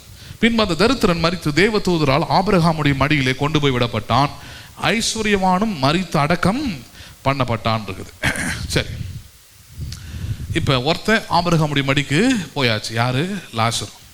உலகத்தை நஷ்டமாக்கினாலும் அவன் எங்கே போயிட்டான்? ஆபிரகாமுடைய மடிக்கு போயிட்டான். சரி, இன்னொருத்தனும் யாரு? ஐஸ்வர்யவான். இந்த உலகத்தில் கடவுளை நம்பாமல், கடவுளை முதலிடத்தில் வைக்காமல், கடவுளுடைய வழிகளில் நடக்காமல் சம்பூர்ணமாய் வாழ்ந்தவன், சமயம் வாழ்ந்தவன், அவன் மரித்து அடக்கம் பண்ணப்பட்ட பிறகு அவன் நிலைமை என்னாச்சு? 24. அப்பொழுது அவன் தகப்பனாகிய 23 பாதாளத்திலே அவன் வேதனைப்படுகிற போது, எங்க படுகிற போது? யாரு? ஐஸ்வர்யவான் எங்க வேதனைப்படுறானா? இப்ப பாதாளத்துல. பொருளாசை உள்ள எல்லாருடைய முடிவும் காரியம் இருக்குதுல்ல, வாழ்க்கையோட முடிவு மட்டும் இல்ல, மரணத்துக்கு பிறகும் என்னவா இருக்குது? பாதாளத்துல. எங்கது? நரகத்துல அவன் என்ன ஆகுறானாங்க? வேதனைப்படுகிற போது. என்ன படுகிற போது? இது என்னன்னா, இந்த வேதனையோட பாயிண்ட் என்ன தெரியுமா? ஒரு நாளோ 2 நாளோ எல்லாம் கிடையாது, நித்தியமாய். நரகம்னா தான் எப்படிப்பட்டது அது? There is no end time. If you once entered into the hell, ஒரு முறை நரகத்துக்குள்ள போயாச்சுன்னா உங்களை அங்கிருந்து வெளியே கொண்டு வருவதற்கு ஆளே கிடையாது. எந்த இரக்கம், மன்னிப்பு, இரக்கத்தில் தயாளம் உள்ளவராலே என்ன பண்ண முடியாது? உங்களை காப்பாற்ற முடியாது. ஏன்னா அவர் நியாய தீர்ப்பை அவர் காப்பாற்றி ஆகணும், அவர் நீதியை அங்கே காப்பாற்றி ஆகணும். இல்லைன்னா அவரை எதுலையுமே நம்ப முடியாமல் போயிடும். பாருங்க, நீதியை நிலைநாட்டப்படுதுன்னா, நீதி நிலைநாட்டினாதான் அங்கே உண்மை இருக்குதுன்னு அர்த்தம், நம்பிக்கை உண்டாகுறதுன்னு அர்த்தம், தைரியம் உண்டாயிருக்கும். நீதி நிலைநாட்டப்படலைன்னா அதில் எதுலையுமே நம்பிக்கை இருக்காது. அப்போ தேவன் நீதி நிலைநாட்டுறார். ஒருவன் மனுஷன் நரகத்துக்கு போகிறது அவருக்கு விருப்பமே இல்லை, ஆனால் அனுப்புறாரு, அவன் போறானா? தேவனோட நீதி நிலைநாட்டப்படுகிறது. அந்த மனுஷன் வாழும்பொழுது அதை தான் அவன் டிசர்வ் பண்ணியிருக்கிறான், அதன்படி தான் வாழ்ந்துருக்கிறான். சரி, இந்த பணக்காரன் ஏன் போனானா? ஒன்று தான், பொருளாசைக்காரன். யார் இவன்? பொருளாசைக்காரன். வேறு ஐஸ்வர்யமான ஆவதை மட்டுமே தன்னுடைய மைண்டில் வச்சிருக்கிறான். உலகத்தில் சம்பூர்ணமாக வாழ்ந்துடும், இந்த உலகத்தில் நல்ல வீடு கட்டிடணும், இந்த உலகத்தில் நல்ல ஆஸ்தி வந்துடணும், இந்த உலகத்தில் நல்ல ஐஸ்வர்யமான ஆயிடணும், உலகத்தில் மேலே மேலே மேலே மேலே மேலே வந்துடணும். ஆனால் எனக்கு உண்டாயிருக்கிற எந்த பொருளும் ஒரு பைசால கூட நான் ஆண்டவருக்கு எப்படி இருக்கணும்? நான் கொஞ்சத்தில் நான் எப்படி இருக்கணும்? நான் உண்மையாக இருக்கணும். அதான் போதிக்கிறார், கொஞ்சத்தில் கூட உண்மையாக இருக்கணும்னு என்னாத ஆலயங்க. ஆனால் அநேகம் இவங்களுக்கு இருந்தது. யாருக்கு? ஐஸ்வர்யவானுக்கு இருந்தது. அந்த அநேகம் அவனை எங்கே கொண்டு போய் நிறுத்துது? அவனை பாதாளத்தில் கொண்டு போய் நிறுத்துது. எங்கே கொண்டு போய் நிறுத்துது அவனை?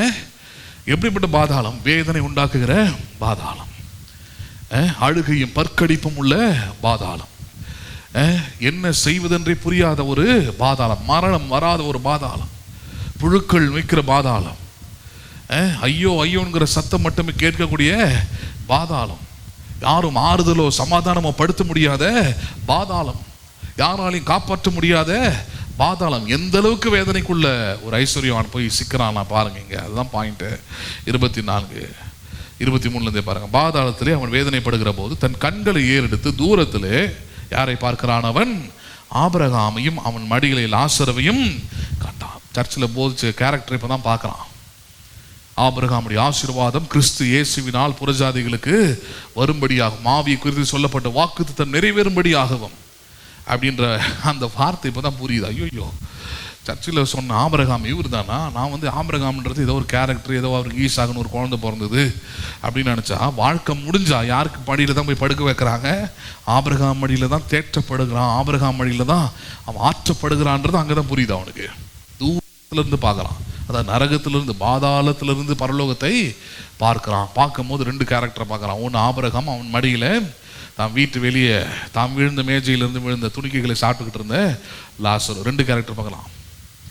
அவன் மனசில் அதை நீயாடா படுபாவி, கீழே விழுந்ததெல்லாம் எடுத்து தின்னையடா, ஒரு வார்த்தை சொன்னியடா, நீ மட்டும் போயிட்டிய, ஒரு வார்த்தை எடுத்து சொன்னியா? அதுதான் ஒவ்வொரு நாளும் இப்போ கேட்க போகிற கேள்வி. அதுதான் உங்கள் கூட இருக்கிறவங்க, உங்களோட சேர்ந்து மறித்தவங்க, இனிமேல் மறிக்க போகிறவங்க, உங்களுக்கு தெரிஞ்சவங்க எல்லாமே கேட்க போகிற கேள்வியாக தான். என்னை பார்த்தியா, என்கிட்ட பேசினியா, என் வீட்டுக்கு வந்தியே, என் கூட சாப்பிட்டியே, என்கிட்டயே உறங்கினியே, ஒரு நாள் தான் பார்த்தவனா இருக்கலாம், ஆனால் என்ன இப்படி ஒரு வாழ்க்கை, இப்படி ஒரு இடம், இப்படி ஒரு எதிர்காலம், இப்படி ஒன்று இருக்குன்னு எனக்கு சொன்னியா? ஹலோ, புரியுதுங்களா இல்லையா? அதனால தான் கடந்த வாரத்தில் ஞாயிற்றுக்கிழமை பார்த்தோம், சுவிசேஷத்தை அறிவிப்பது என்மேல் விழுந்த கடமையாக இருக்கிறதுன்றாரு. இது சொல்லிடுன்றாரு. இது தெரியாம தான் அவன் கேட்டுட்டு அதுக்கப்புறம் அந்த முடிவு தான் எடுக்கிறானா, பிரச்சனை இல்லை. இதில் பாயிண்ட் என்ன தெரியுமா? பாவம், இவனுக்கு யாரும் சொல்றதுக்கு ஆள் இல்லை. அது முக்கியமாக இந்த லாசருன்ற செல்ஃபிஷ் ஃபெலோ சொல்லவே இல்லை. அவனுக்கு உயர்ந்தபட்சம் உச்சபட்சம் லாசரு கிடைச்ச ஒரு நல்ல ஒரு மேன்மன்னா ஆபிரகாம் மடியில் படுத்துருந்தான். ரொம்ப நாள் படுக்க முடியாது. அடுத்த ஆள் வரும்போது இவனை எழுப்பி அமுச்சு விட்டுருப்பாங்க. அமுச்சு விடும்போது எங்கே தான் இருந்திருப்பார்? பரலோகத்தில் பல மேன்மையான இடங்கள் உண்டு. அவன் நம்முடைய கிரியைகளுக்கு தக்கதாக பிரதிபலன் இருக்குது, எல்லாவற்றையும் பண்ணியிருக்கிறார். மகிமைக்கு மகிமை அங்கே வித்தியாசம் இருக்குதுன்னு இருக்குது. இந்த பூமியிலே தேவனுக்காக என்னென்னலாம் செஞ்சுருக்கிறாங்களோ அதுக்கு ஏற்ற மகிமைக்குரிய வித்தியாசம் அங்கே காணப்படும் இருக்குது. அப்போ அதனால தான் ஆண்டவருக்காக இங்கே அதிகமாக உழைக்கவும் பிரயாசப்படவும் நிறைய பேர் முடிவெடுக்கிறாங்க. ஜீவனே போனாலும் பரவாயில்ல அப்படின்றாங்க. ஏன் அந்த முடிவுக்குள்ளே வராங்க? ஏன்னா அப்படி வரும்போது பரலோகத்தில் எனக்கு பெரிய பிரதிபலன் எனக்கு உண்டாகும் அப்படின்ற அந்த நம்பிக்கையில் தான் மறிக்கிறாங்க. அந்த நம்பிக்கையில் தான் இந்த பூமியிலையும் வாழறாங்க.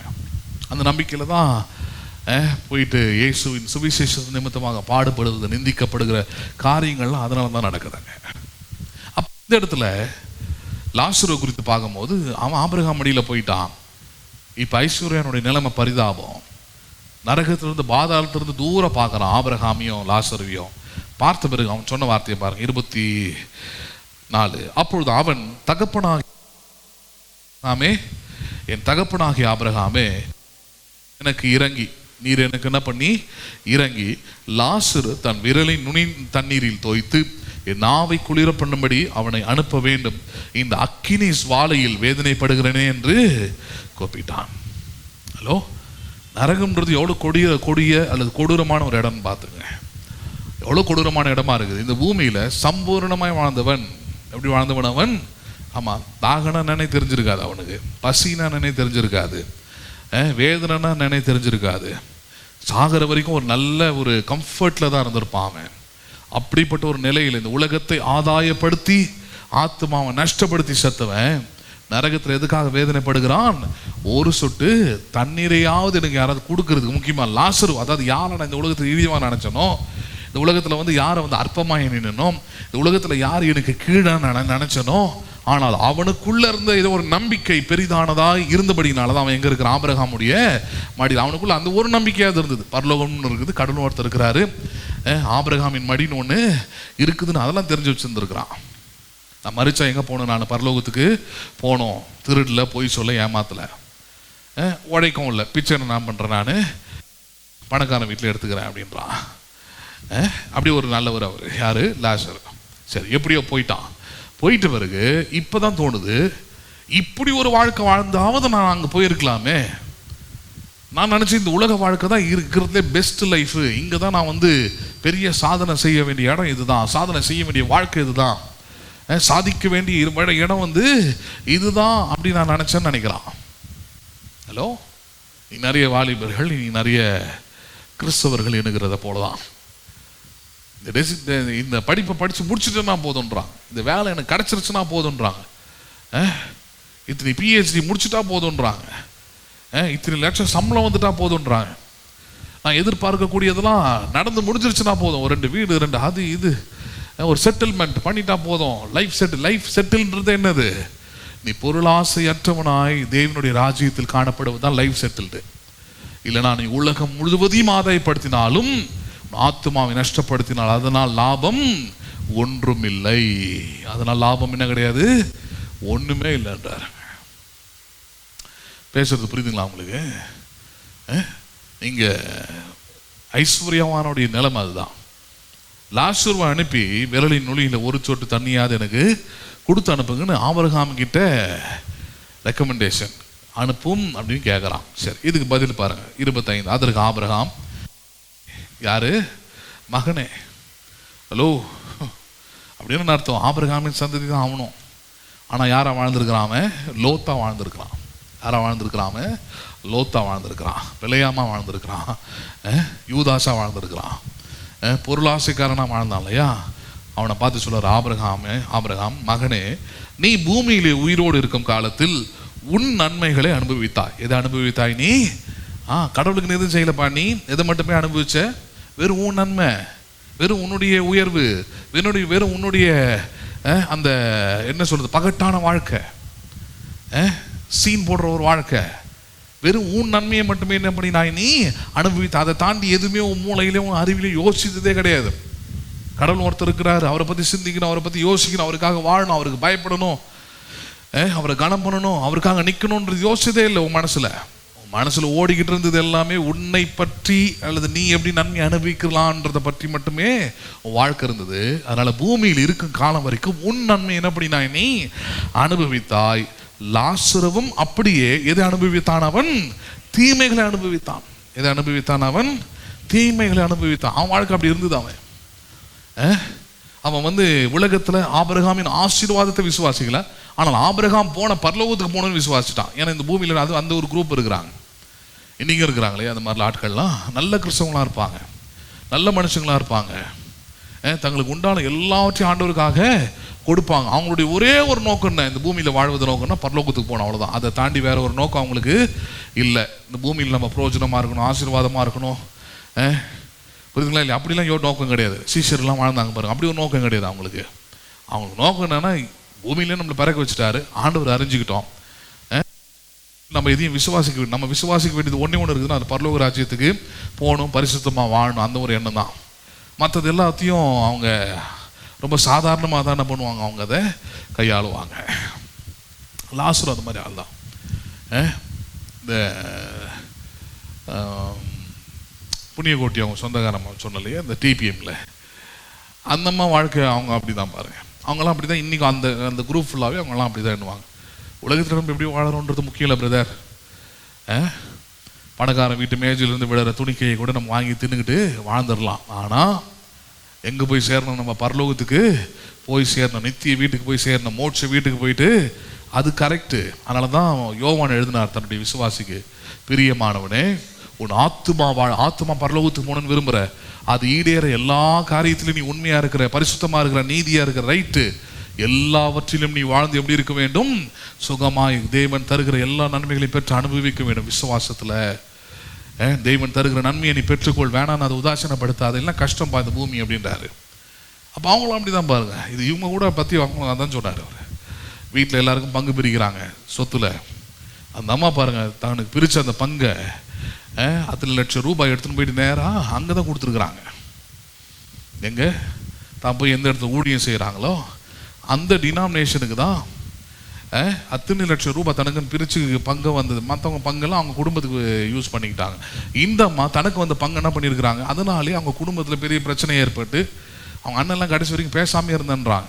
இதுக்காகவே எனக்கு கொடுக்கலையாவ, என் குடும்பத்துக்கு கல்யாணம் ஆகலை, குழந்தை குட்டி இல்லை, எனக்கு கொடுத்துருக்கலாம்ல, எங்கே எடுத்துன்னு போய் போட்டாவை எடுத்துன்னு போயிட்டு. ஆமாம், உலகத்தில் கூட அப்படி இருக்கிறாங்க. மொத்த சொத்து எடுத்துன்னு போய் திருப்பதி உண்டியில் போடலாம் இருக்கிறான், கோயிலுக்கு உண்டியில் போடுறான்லாம் இன்றைக்கும் இருக்கிறாங்க. முடியுது அதெல்லாம் சொத்து பத்திரத்தோடய கொண்டு போய் போட்டுறாங்க. அதை வச்சு என்ன பண்ண போகிறாங்க தெரியல, போட்டுறாங்க. வேணாம், எல்லாம் கடவுளுக்கு போயிட்டோம், அவ்வளோதான். இருந்த வரைக்கும் அனுபவித்தேன், இப்போ போய் சேர போகிறேன் நான், சொர்க்க வாசல் எனக்காக திறக்கிறது, யாரோ ஒருத்தர் என்ன வரவேற்பார்னு நினச்சிக்கிட்டு இருக்கிறாங்க, நம்புகிறாங்க. அப்படி வேணாம், இது இங்கே இருந்தால் பிரச்சனை, கொடுத்துருவோம். இன்னைக்கு காலையில் கூட சொன்ன பாருங்க, சிசி சபையில் உட்காந்துட்டு எந்த அளவுக்கு அந்த அளவுக்கு ஒரு நம்பிக்கை பாருங்க. நான் செத்தா 10 லட்சம் ரூபாய், அதை பாருங்க. இந்த மாதிரிலாம் ஒரு விசுவாசி நமக்கு கிடைக்க மாட்டேன்றான். இவன் செத்து உபயோகரமாக இருக்கிறான், நமக்கு உயிரோடு இருந்தே சாகடிக்கிறான்லாம் நமக்கு இருக்கிறானுங்க. பேசுறது புரியுதுங்களா உங்களுக்கு? எல்லாரையும் சொல்ல, அவன் செத்து போனாலும் அவன் இருந்து சபைக்கு 10 லட்ச ரூபா என்ன பண்ணுறான், அவன் கொடுத்துட்டு அது போகிறான். அங்கே தேவையே கிடையாது, அவசியமும் கிடையாது, 10 பைசா பிரயோஜனமும் கிடையாது. அவன் ஒன்றுங்க அதை வச்சு ஊழியமும் செய்ய போகிறதில்ல, ஏற்கனவே கிடக்குதாங்க. இங்கே என்னடானா நம்ம பணத்தை போட்டு கடன் வாங்கி கஷ்டப்பட்டு எப்படி இஎம்ஐ கட்டுறதுன்னு தெரியாமல் தூக்கம் இல்லாமல் அப்படிலாம் நம்ம ஊழியம் செஞ்சா நம்மளை இவனுக்கு படுத்துகிற பாடு கொஞ்சம் நஞ்சம் இல்லை. எதுக்கு மூஞ்சி தூக்குறானுங்க, எதுக்கு சபைக்கு வராமல் இருக்கிறானுங்க, எது கோச்சிக்கிறானுங்க, எதுவுமே தெரிய மாட்டேங்குது. அவ்விசுவாசியிலும் கேடு கட்டவனுங்களாம் இருக்கிறாங்க. புரியுதுங்களா இல்லையா? ஏதாவது ஒன்று சொன்னோம், ஏதாவது ஒன்று கேட்டோம்னா உடனே அங்கே போயிடுறானுங்க. சிஎஸ்சியில் அப்படிலாம் கேட்கறது இல்லையே, உனக்கு எப்படி தெரியும் சொன்னாங்க, அவன் யார் ஒன்று சொந்தக்காரன் சொல்கிறதுக்கு, ஏதோ ஒரு லிங்கை வச்சுக்கிட்டு என்ன பண்ணுறது. ஆமாம், சும்மா அது கேட்கல இது கேட்கல, உள்ளே போனால் தான் தெரியும் எல்லாமே. உலக பழமொழி இருக்குதுல்ல, அருள் இல்லாருக்கு அவ்வுலகம் இல்லை, பொருள் இல்லாருக்கு. ஆமாம், எங்கே போனாலும் தான் என்ன கொஞ்சம் கன்செஷன் கிடைக்கும், அவ்வளோதான். எனக்கு அதே மண்டபத்தை சிஎஸ்ஐ மண்டபத்தை 40,000 ரூபாய்க்கு தராங்கன்னா, அந்த சபையில் சந்தா கட்டியிருக்கிறீங்கன்னா உங்களுக்கு 30,000 ரூபாய்க்கு தருவாங்க. ஃப்ரீயெல்லாம் என்ன பண்ண மாட்டாங்க, தரமாட்டாங்க. ஆனால் நம்மக்கிட்ட அள்ளி விடும் போது அப்படி சிஎஸ்சில எல்லாம் ஃப்ரீயாக பண்ணுறாங்களாமே, சரி பண்ண சொல்லுங்கள், இருக்குது கலர் இருக்குது எல்லாம், என்கிட்ட எதுவுமே இல்லையே, நான் ஊழியம் பண்ணணுமே, என் ஊழியத்தை வளர்க்கணுமே, சுவிசேஷத்தை கொண்டு போகணுமே, நான் அடுத்த கட்டத்துக்கு மூவ் பண்ணணுமே, நான் ஒரு பெயிண்ட் அடிக்கிறேன், எத்தனை வருஷம் அப்படியே இருக்கும், திரும்பி பெயிண்ட் பண்ணணும், வரணுமே நான். புரியுதுங்களா இல்லையா? ஊழியத்தை நடத்தணும், சபையை கட்டணும், மென்மேலும் அதை கொண்டு போகணும். அப்படி போனால் தான் அடுத்த கட்ட ரீச்சுக்கு நான் போய்கிட்டே இருக்க முடியும். பேசுறது புரியுதுங்களா இல்லையா? அவங்களுக்கு அந்த பாரம்லாம் கிடையாது. அவங்கள பொறுத்த வரைக்கும் எக்கச்சக்கமாக சொத்து இருக்குது, ஹாஸ்பிட்டல் இருக்குது, ஸ்கூல் இருக்குது, இதில் யார் அட்மினாக போடுறது, இதில் யார் டீச்சராக போடுறது, இது எவ்வளோ பணம் அதுக்கு வாங்குறது, புரியுதுங்களா இல்லையா? யாருக்கு முன்னிலை, இதுதான் அவங்களுடைய கவலைலாம். அந்த சபையாருடைய கவலை அதுதான், குறையா இல்லை, அது அப்படி தான் அது. அப்போ இந்த சபையில் இருந்து கொண்டு இதை விட பச்சை துரோகம் தான் நம்மளுடைய செய்ய முடியாது. இது எல்லாமே எதை காட்டுது? அதான் சொல்கிறேன், கொஞ்சத்தில் உண்மை இல்லை, இதில் உண்மை இல்லை. அதுக்கு ஆண்டவருக்கு நன்றி சொல்கிறேன். ஆண்டவரே பரவாயில்ல, சின்ன சபையாக இருக்கும் போது இவங்களாம் யாருன்னு காமிக்கிறீர் நீர் எனக்கு. நாளைக்கு ஆயிரக்கணக்கில் லட்சக்கணக்கில் வளர்ந்த பிறகு இவங்களெல்லாம் நம்பி ஏதோ ஒரு பெரிய பொறுப்பு கொடுத்து என் தலையில் மண்ணள்ளி போடுறதுக்கு முன்னாடியே கொஞ்சத்தில் நீ என்ன இல்லை, உண்மையாக இல்லை, கிளம்பு, வெளியே போ. புரியுதுதா இல்லையா உங்களுக்கு? வெளியே போன்றது அந்த வேலையை விட்டு போ, அவ்வளோதான். அந்த கொஞ்சத்தை விட்டு போயிடு, அவ்வளோதான். அநேகத்துக்குலாம் அதிகாரி ஆகிறதுக்கு வாய்ப்பே கிடையாது. புரியுதுங்களா இல்லையா? அப்போ அப்படி தான் பாருங்க, இருக்கிற வரைக்கும் சம்பூர்ணமாக வாழ்ந்தான். ஆபிரகாம் சொல்லி காட்டுறாரு, அதை இருக்கிற வரைக்கும் நீ உன் நன்மையை அனுபவித்தாய். ஆனால் லாசருவோ அவனுக்கு கொடுத்த தீமையை என்ன பண்ணாம, தீமையான வாழ்க்கையை அனுபவித்து கொண்டே எதை விசுவாசிட்டாம, ஆபிரகாமுடைய மடியை பரலோகத்தாம விசுவாசிச்சான். ஒருவேளை அந்த தீமையில் அவன் ஆண்டவர் வெறுத்திருக்கலாம், அந்த பரலோகத்தை வெறுத்திருக்கலாம். அங்கே போய் என்ன பண்ண, இங்கே வாழ வக்கில்லை எனக்கு, அங்கே வேற கேடாலாம் கேட்டிருக்கலாம். ஆனால் அவன் அதை பண்ணாமல் இருந்திருக்கிறான்றது இவன் சொல்றதே தெரியுது. தீமை இருந்தும் மறுமை வாழ்க்கையை, பரலோக வாழ்க்கையை மேன்மையாக அவன் எண்ணினான். உலக வாழ்க்கை கடினமாக்கிட்டான், ரொம்ப ரொம்ப கடினமாக்கிட்டான் லாசரு. ஆனாலும் இதை நஷ்டப்படுத்தி அதை என்ன பண்ணிட்டான், லாபமாக மாற்றிக்கொண்டான். ஆனா நீ என்ன பண்ணிட்ட, உலக வாழ்க்கை என்ன பண்ணிட்ட, நீ லாபமா மாத்தி ஆத்மாவை என்ன பண்ணிட்ட, நீ நஷ்டமாக்கிட்ட. ஹலோ, ரெண்டுக்கும் வித்தியாசம் புரியுதுங்களா உங்களுக்கு? விசுவாசின்றவங்க உலக வாழ்க்கையை நஷ்டப்படுத்தி எதை லாபமாக்கணும், நீங்க பரலோகத்தை லாபமாக்கி கொள்ளணும், நித்திய வாழ்வை லாபமாக்கி கொள்ளணும். நம்ம அதெல்லாம் ஆச்சரியமா பார்க்குறோம். தாவீது யாரு? தாவீது ராஜா, தாவீதை போல் நடனம் ஆடுவேன், டான்ஸ் மட்டும் தான் தாவீது மாதிரி தெரியுது உங்களுக்கு. தாவீதுடைய லைஃப் ஸ்டைலை போய் பாருங்க, விசுவாசத்தை போய் பாருங்க. அதனாலதான் ஆபிரகாமின் குமாரனாகி தாவீதின் குமாரனான இயேசு கிறிஸ்து, சும்மாலாம் தாவீதை கொண்டாந்து அதில் அட்டாச் பண்ணிடல, வெறும் ஆபிரகாமின் குமாரனான இயேசு கிறிஸ்துன்னு போட்டாலே முடிஞ்சு போச்சு. ஏன் தாவீது கொண்டு வராரு? அதுல பல காரியத்தில் ஒரு காரியம் என்ன தெரியுமா, தான் மரிக்கும் பொழுது தனக்கு உண்டான எல்லாவற்றையும் அப்படியே சொல்றான், என் குடும்பத்திற்கு என்று நான் சவதரித்தது. எதற்குன்னு சவதரித்தது? என் பிள்ளைகளுக்கு, என் குடும்பத்துக்கு, நான் செத்து போன பிறகு என் பிள்ளை என்ன பண்ணுவோம் அதுக்குன்னு சேர்த்து வச்சது எல்லாவற்றையும் தேவனுடைய ஆலயத்துக்கு என்ன பண்றேன் நான் ஒப்பு கொடுக்குறேன்னு கொடுத்தான்.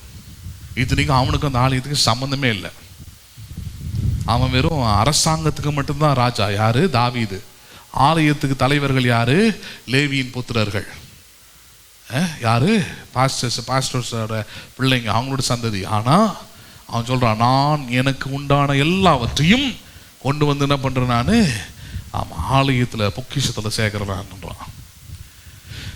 அதனாலதான் அவன் சந்ததியை கர்த்தர் ஆசீர்வதிச்சார். சாலமனை ஆசீர்வதித்தார். அவன் கடைக்காரனா இல்லாம, அவன் குறைவுள்ளவனா இல்லாம, கஷ்டப்படுறவனா இல்லாம, தரித்திரனா இல்லாம, ஓட்டாண்டியா இல்லாம, தாவீதை விட நல்ல ஐஸ்வர்யம் உள்ளவனா அவன் வாழ்ந்தான். ஏன்னா கர்த்தருடைய ஆசீர்வாதம். யாருடைய ஆசீர்வாதம் அது? அப்ப எந்த அளவுக்கு உங்கள் பணத்தை, உங்கள் பொருளாதாரத்தை, உங்களுடைய சொகுசான வாழ்க்கையெல்லாம் அதை வெறுத்து கடவுளுக்குன்னு கொண்டு வரீங்களோ, அந்த அளவுக்கு அதுல நமக்கு என்ன இருக்குது, நன்மை தான் இருக்குதே தவிர தீமை அதுல இல்லை என்பதுல அது கவனமா இருந்துக்கிடுங்க. பேசுறது புரியுதுங்களா உங்களுக்கு? ஆமா, அது ஆதாரமா விற்கக்கூடாது உலகத்தை.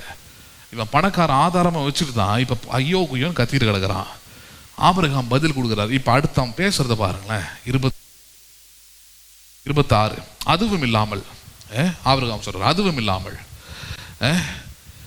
அதுவும் இல்லாமல் இவ்விடத்திலிருந்து உங்களிடத்தில் கடந்து போகவும் அவ்விடத்திலிருந்து எங்களிடத்தில் கடந்து வருவோம் மனதுள்ளவர்களுக்கு கூடாதபடிக்கு எங்களுக்கும் உங்களுக்கும் நடுவே பெரும் பிளப்பு உண்டாக்கப்பட்டு இருக்கிறது என்றான். அப்பொழுது அவன், அப்படியானால் தகப்பனே, இப்ப பாருங்க, எனக்கு 5 சகோதரர் உண்டு. எனக்கு எத்தனை சகோதரர் உண்டு? எனக்கு சுவிசேஷம் சொல்றதுக்கு.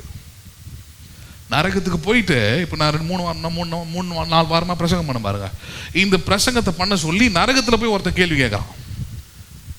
கேள்வி கேட்கல, நரகத்துல போயிட்டு ஒருத்தன் ஆப்ளிகேஷன் வைக்கிறான். நரகத்தில் போயிட்டு ஒருத்தன் ஆபிரகாம் கிட்ட ஒரு இது வைக்கிறான். என்னது? எனக்கு 5 சகோதரர் உண்டு. எத்தனை பேர் உண்டு?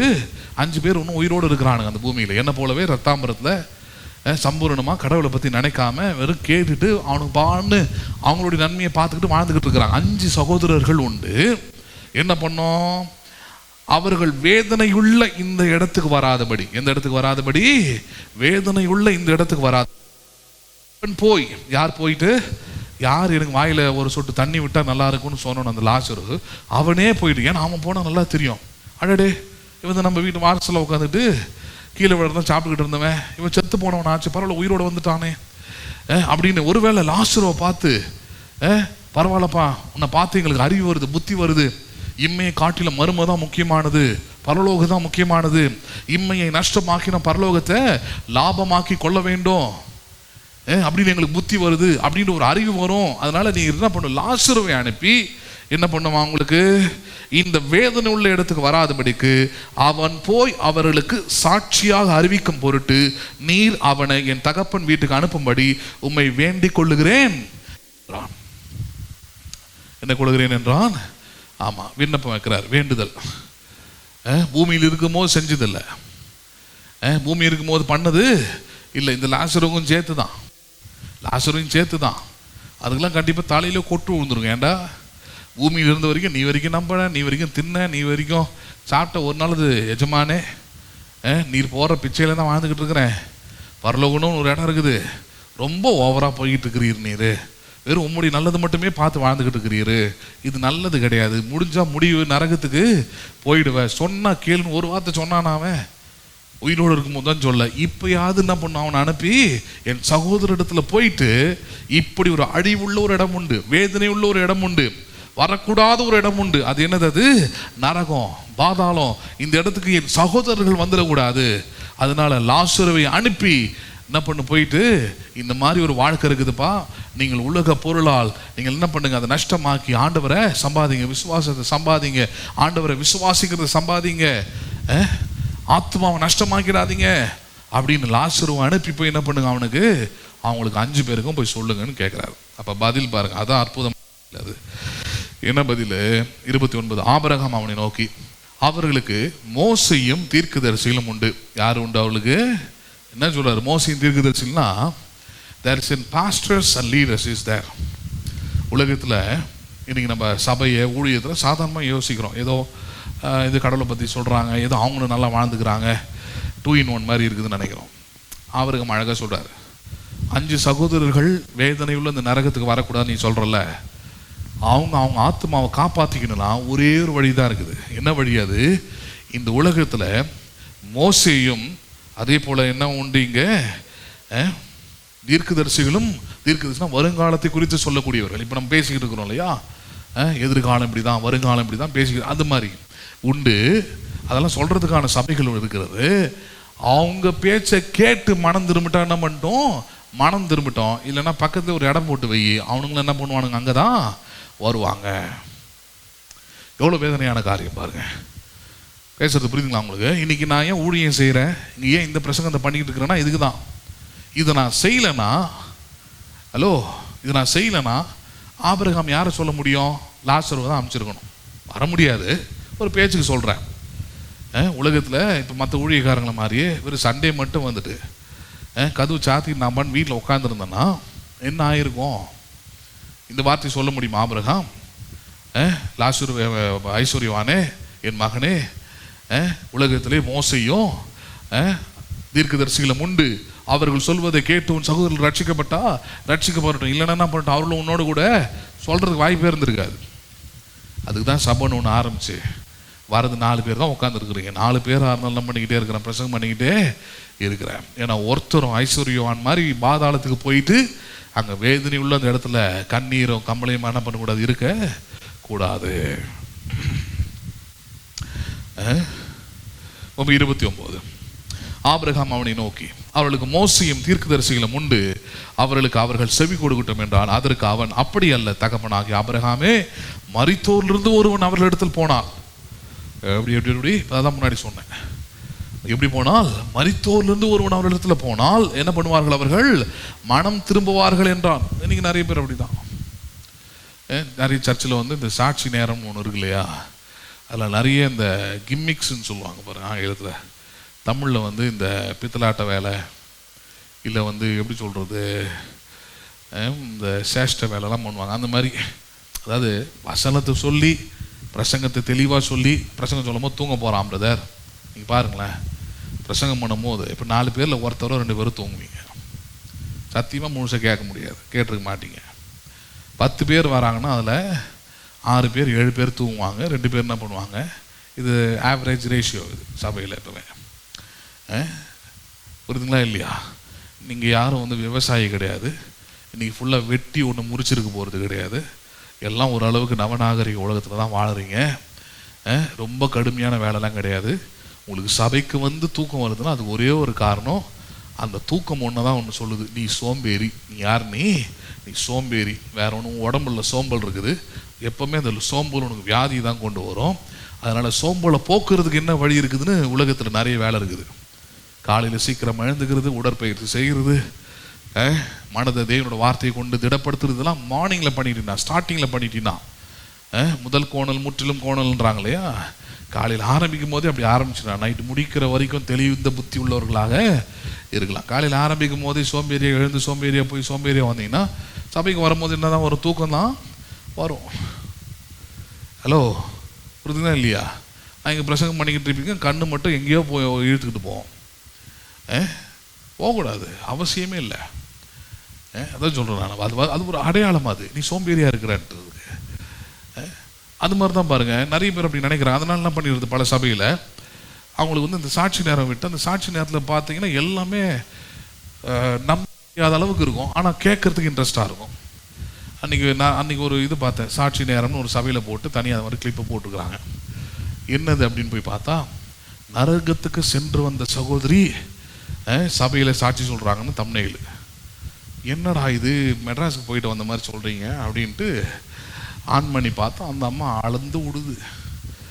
நான் வந்து அப்படியே கண்ணை மூடிட்டேன், என்னை வந்து 2 தூதர்கள் அப்படியே தூக்கிட்டு போனாங்க, தூக்கிட்டு போய் என்னை பாதாளத்தில் விட்டுட்டாங்க. அப்புறம் அங்கேருந்து அம்மா 2 சாத்தான் வந்து என்னை கூட்டிகிட்டு போனாங்க. அங்கே போயிட்டு நான் செஞ்ச பாவம், நான் செஞ்ச அக்கிரமத்தில் எனக்கு சொல்லி காமிச்சு, உனக்கு இந்த மாதிரி தண்டனை தான், நீ இந்த மாதிரி இடத்துல தான் இருக்க போகிறோன்னு சொன்னாங்க. எனக்கு ரொம்ப பயமாயிடுச்சு. ஆண்டவரே என்னை காப்பாற்றணும்னு கேட்டேன். இல்லை, இனிமேலாம் உனக்கு காப்பாற்ற முடியாது. இது நீங்கள் கேட்டால் அந்த அம்மா 30 வருஷம் விசுவாசியா. 30 வருஷம் விசுவாசிக்கு இவ்வளோ கேடு. 2 வருஷம் 3 வருஷத்துக்குலாம் பாவம் என்ன கதையோ அந்த சபையில் என்னை விட்டவருக்கு. இந்த ஒரு அரை மணி நேரம் பேசுது அந்த அம்மா. அப்புறம் அங்கேருந்து எப்படி காப்பாற்றப்பட்டேன், அங்கேருந்து எப்படி நான் மனம் திரும்பினேன். மனதில் போய் நான் மனம் திரும்பிக்குது அந்த அம்மா. மனம் திரும்பி ஆண்டவர் வந்து இரக்கமாக கிருபையாக என்ன பண்ணியிருக்கிறாரு. ஆமாம், ஆபிரகாமுக்கெல்லாம் முந்தி போயிடுச்சு அந்த அம்மா. ஆபிரகாம் சொல்கிறேன், எங்களுக்கும் உங்களுக்கும் பெரிய பிளவு இருக்குது, நீ என்ன தான் ரெக்கமெண்டேஷன் வச்சாலும் ஒன்றும் செய்ய இப்போ ப்ரேயர்லாம் கேட்காதுன்றான். தண்ணி கேட்டாலும் தர முடியாது, சுவிசேஷம் போய் சொல்லினாலும் சொல்ல முடியாது, உன்னையும் மன்னிக்க முடியாது. நீ அப்படியே கடை. உன் சகோதரர்களுக்கும் அதே கதை தான். அங்கே போதிச்சுக்கிட்டு இருக்கிறான் ஒருத்தன், கேட்டு உருப்பிட்டு வந்தால் வர சொல்லு. இல்லை இங்கேயே நான் வெறும் நன்மையை மட்டும் அனுபவிச்சுக்கிட்டு, நல்ல ஃபேன் இருக்குது, நல்ல வீடு இருக்குது, நல்ல வசதி இருக்குது, சர்ச்சுக்கு போனால் அப்படி சேரில் வந்து உட்காந்துருக்கணும், 2 வாட்டி உடம்பு அசைக்கணும், வீட்டில் நல்லா கால் நீட்டிட்டு ஆயாசமாக என்ன பண்ணியிருக்கலாம், அவன் உட்காந்துருக்கலாம், அப்படி டிவி பார்க்கலாம், கொஞ்சம் நேரம் பார்க்கலாம். இந்நேரத்துக்கு தோசையோட போயிருப்பாங்க பாதி பேர். ஆன்லைன் சர்வீஸ்லாம் அப்படி தான். பாட்டு வரையும் கேட்பாங்க, ஆரம்பிக்கிற பிரசங்கம் வரையும் கேட்பாங்க. மீடியா டீமில் உட்காந்துருக்கிறவங்களை கேட்டிங்கன்னா தெரியும், ஃபஸ்ட்டு 4 பேர்னு காட்டும், 5 பேர்னு காக்கும், அப்புறம் 3 ஆகும், 2 ஆகும். பிரசங்கம் முடியும் போது 1 கூட இருக்காது. புரியுதா இல்லை? எங்கே போயிட்டாங்க? தோசையோட போயிருப்பாங்க, சாப்பிட போயிருப்பாங்க. அதுதான் ஆன்லைனில் பார்க்குறாங்க அவங்களாம். உருட்ட மாதிரி தான். வரணும், அதுக்கு தான் நடக்கணும். உடலுக்கும் பயிற்சி கொடுக்கணும், உள்ளத்துக்கும் பயிற்சி கொடுக்கணும், ஆத்மாவுக்கும் கொடுக்கணும். 3த்துக்குமே நல்ல பயிற்சி தான் இந்த ஆராதனை நேராக வரதெல்லாம். கொரோனா மாதிரி ஒரு காலம் வந்த பிறகு கூட நம்ம ஆளுங்களாம் மாறலன்னா ஆச்சரியமாக இருக்குது எனக்கு. சரி, அவங்களாம் மாற மாட்டாங்க, மாறாமே இருக்கட்டும். யூதாஸ் மாதிரி நினச்சிக்க வேண்டியதான், அவன் அழிக்குவதற்காகவே படைக்கப்பட்டிருக்கிறான் அப்படின்ற மாதிரி நினச்சிக்க வேண்டியதான். வேறு நம்ம என்ன சொல்கிறது?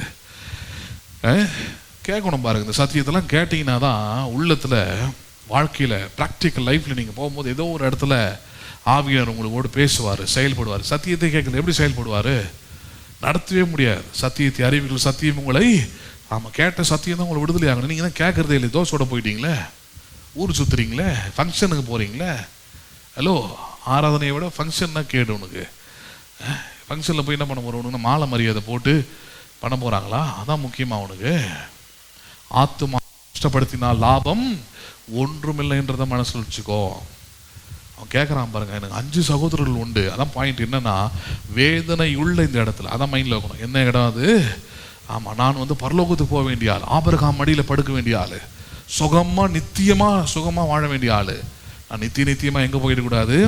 வேதனை உள்ள இடத்துக்கு போயிடக்கூடாது, பாதாளத்துக்கு நான் போயிடக்கூடாது, என் சகோதரர்கள் வரக்கூடாத இடம் அது. அதனால் மரித்தோர்லேருந்து ஒருவன் உயிரோடு எழுப்பி போய் சொன்னால் கேட்பாங்களா அப்படின்றான். அதுக்கு ஆபிரகாம் சரியான சவுக்கடி கொடுக்குறாரு பாருங்க. 31, அதற்கு அவன், அவர்கள் மோசேக்கும் தீர்க்கதரிசிகளுக்கும் செவி கூடாது. யாருக்கு செவி கூடாவிட்டால்? ஆமாம், தங்களை போலவே பேண்ட் ஷர்ட் போட்டுக்கிட்டு ஒரு மனுஷனாக இருந்துக்கிட்டு பிரசங்கத்தை கேட்கலனா, நம்பலனா, விசுவாசிக்கலனா, அதை மதிக்கலனா, மரித்தோர்லிருந்து ஒருவன் எழுந்து போனாலும் என்ன பண்ண மாட்டார்கள்? நம்ப மாட்டார்கள் என்று சொன்னான். எவ்வளோ பேர் பாயிண்ட் பாருங்க.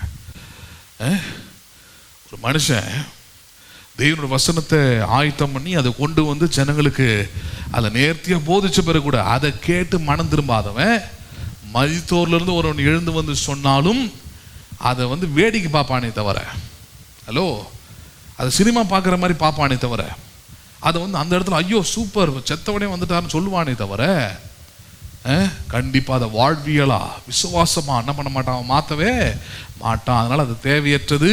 கிறிஸ்துவத்தில் அப்படிப்பட்ட ஒரு வழக்க முறையே இல்லை.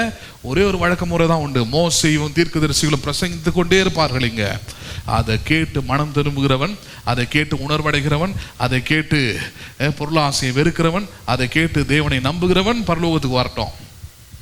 இல்லைன்னா உன் கூடவே எங்கேயே இருக்கட்டும், அவங்க பாதாளத்திலே இருக்கட்டும். பேசுறது புரியுதுங்களா உங்களுக்கு? அப்போ இதை தான் பரிசேயர்களுக்கு உதாரணமாக சொல்றார். பொருளாசை உள்ள பரிசேயரே, இதான்ப்பா அவங்க நிலைமை, இதுதான் அவங்க நிலைமை. நீங்கள் இந்த பணக்காரனை போல நீங்கள் மக்களுடைய அபிப்பிராயங்களை, மக்கள் சொல்லக்கூடிய அந்த வாழ்க்கைக்காக நீதிமான வாழறீங்க. ஆனால் கர்த்தர் உங்கள் உள்ளத்தை பார்க்குறாரு, இருதயத்தை பார்த்து உங்களுக்கு இருந்த அந்த கொஞ்சத்துல நீங்கள் உண்மை இல்லை, அதில் பொருளாசைக்காரங்களாக இருக்கிறீங்க. இந்த ஐஸ்வர்யவான் போன மாதிரியே நீங்களும் என்ன பண்ணுவீங்க? நரகத்துக்கு தான் போவீங்க. நல்ல ஞாபகம் வச்சுக்கோங்க அப்படின்றது தான் என்ன பண்ணுறாரு அவங்களுக்கு அங்கே சொல்கிறத நம்ம பார்க்குறாங்க. சரி, அதில் சொல்லும் போது ஒரு வார்த்தை சொன்னார் இல்லையா, வேதத்தில் உள்ள ஒவ்வொரு உறுப்பும், 14 வசனம் நினைக்கிறேன், ஒவ்வொரு உறுப்பும் எப்படிப்பட்டது? அது 17, உறுப்பும் அவமாய் போவதை பார்க்கிலும் வானமும் பூமியும் ஒழிந்து போவது எப்படி இருக்கும்? எளிதாக இருக்கும். இவ்வளோ நேரம் சொன்னோம் இல்லையா, அது தேவனோட வசனம், வேத வசனம் அப்படின்னு அர்த்தம். இவ்வளோ நேரம் நான் சொன்னது எல்லாமே உறுதியானது. எதை காட்டிலும்? வானமும் பூமியும் ஒழிஞ்சா கூட ஒழியுமே தவிர தேவனுடைய வசனம், நான் பேசின இந்த வார்த்தைகள் நிறைவேறும்ன்றார். இந்த பூமியில் நான் போதித்த இந்த வசனம் நிறைவேறும்ன்றாரு. நான் பிரசங்கித்த இந்த வார்த்தை நிறைவேறியே தீரும்ன்றாரு. இது மாற்றம் இல்லாத ஒரு சத்தியம் என்றாரு. பேசுறது புரியுதுங்களா? அந்த வார்த்தை, ஒரு வார்த்தை ரொம்ப முக்கியமானது. ஒரு உறுப்பு ஒழிந்து போனால், இது ஒழிந்து போனாலும் ஒரு உறுப்பு அவமாய் போவதை பார்க்கலாம். என்ன வார்த்தை பாருங்க, அவமாய் போவதை பார்க்கலாம் இருக்குது. அது வேஸ்ட், அது வேணான்னு போவதை பார்க்கலாம். சரி, இதோட ஒட்டி வரக்கூடிய ஒரு சம்பவம், அதுதான் சொன்ன கடைசி, அதை பார்த்து முடிக்க போறேன். இயேசு அதை சொல்றாரு. அதை எப்படி சொல்றாரு பாருங்க. மார்க் சுவிசேஷம் 9 அதிகாரம், மார்க் 9 42 வசனத்தை பாருங்க. மார்க் 9 அதிகாரம் 42 வசனம் வருது.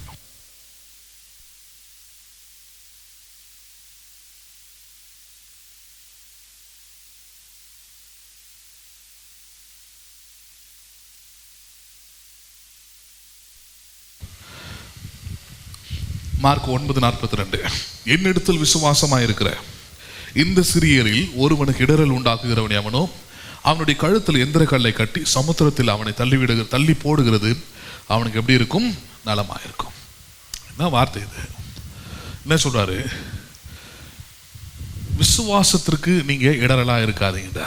எதுக்கு இடரலா இருக்காதீங்க? நீங்க விசுவாசிக்கிறவர்களுக்கு, விசுவாசிக்கிறவனுக்கு இன்னொரு ஆளு நீ யாரா இருக்காத, அவனுடைய விசுவாசத்துக்கு இடரலா இருக்காத. சரி, பிரசங்க நேரத்துலலாம் ஒழுங்காக உட்காருங்க, வசனத்தை கேளுங்க, டிஸ்டர்ப் பண்ணாதீங்கன்னு சொல்கிறதுக்கான காரணம் தான். ஏன்னா பிரசங்கம் நேரம் என்னது? விசுவாசம் எதனால் வருது? உட்காந்து கேட்டுட்டு இருக்கிறீங்க. நான் ஒருத்தன் போதிச்சுக்கிட்டு இருக்கிறேன், சொல்லிக்கிட்டு இருக்கிறேன், சொல்கிறத கேட்கறது மூலமாக என்ன உண்டாகுது உங்களுக்கு? விசுவாசம். அந்த விசுவாசத்தை கெடுக்கிற சம்பவங்கள் தான் இந்த டிஸ்டர்பன்ஸ் தேவையில்லாத இருக்கிற டிஸ்டர்பன்ஸ் அங்கே முக்கியமாக சத்தம் போட்டு தாங்க இங்கே குறுக்கு நடுக்கு நடக்கிறதுலாம் தேவையில்லாத டிஸ்டர்பன்ஸை கொண்டு வராதிங்க அப்படின்றார். சரி, இது வந்து ஒரு பாயிண்ட், ஒரு பகுதி. இது அதிகமாக வேலை செய்கிறாங்க, ரொம்ப இதுவாக பண்ணுவோம். ஆனால் ரொம்ப முக்கியமாக இருக்குமா, அது முழு வாழ்க்கைக்கும் சம்மந்தப்பட்டது. எதுக்கு சம்மந்தப்பட்டது? அது முழு வாழ்க்கைக்கும் சம்மந்தப்பட்டது. என்னது? இந்த சிறியரில் விசுவாசிக்கிறவனுக்கு நீங்கள் இடரலை உண்டாக்குகிறவனுடைய கழுத்தில் எந்திர கல்லை கட்டி நடு சமுத்திரத்தில் போட கடவன்றார். கிட்டத்தட்ட பாதாளம் தான், கிட்டத்தட்ட நரகத்துக்கு ஒப்பீடாக பேசக்கூடிய வார்த்தை. அதில் அந்த இடரல் உண்டாக்குகிறவன் ஒரு வார்த்தை வருது பாருங்க. எதில் இடரல் உண்டாக்குறோன்றதான் பாயிண்டாங்க. எதில் இடரல் உண்டாக்கிறோம்? பல நேரத்தில் நமக்கு அறியாத தெரியாத காரியங்களை மற்றவர்களுக்கு அதை பேசுகிறோம், சொல்கிறோம். சொல்லும் போதுனா உண்டாயிடுது, அவங்களுக்கு ஒரு விதமான இடரல் அங்கே உண்டாயிடுது.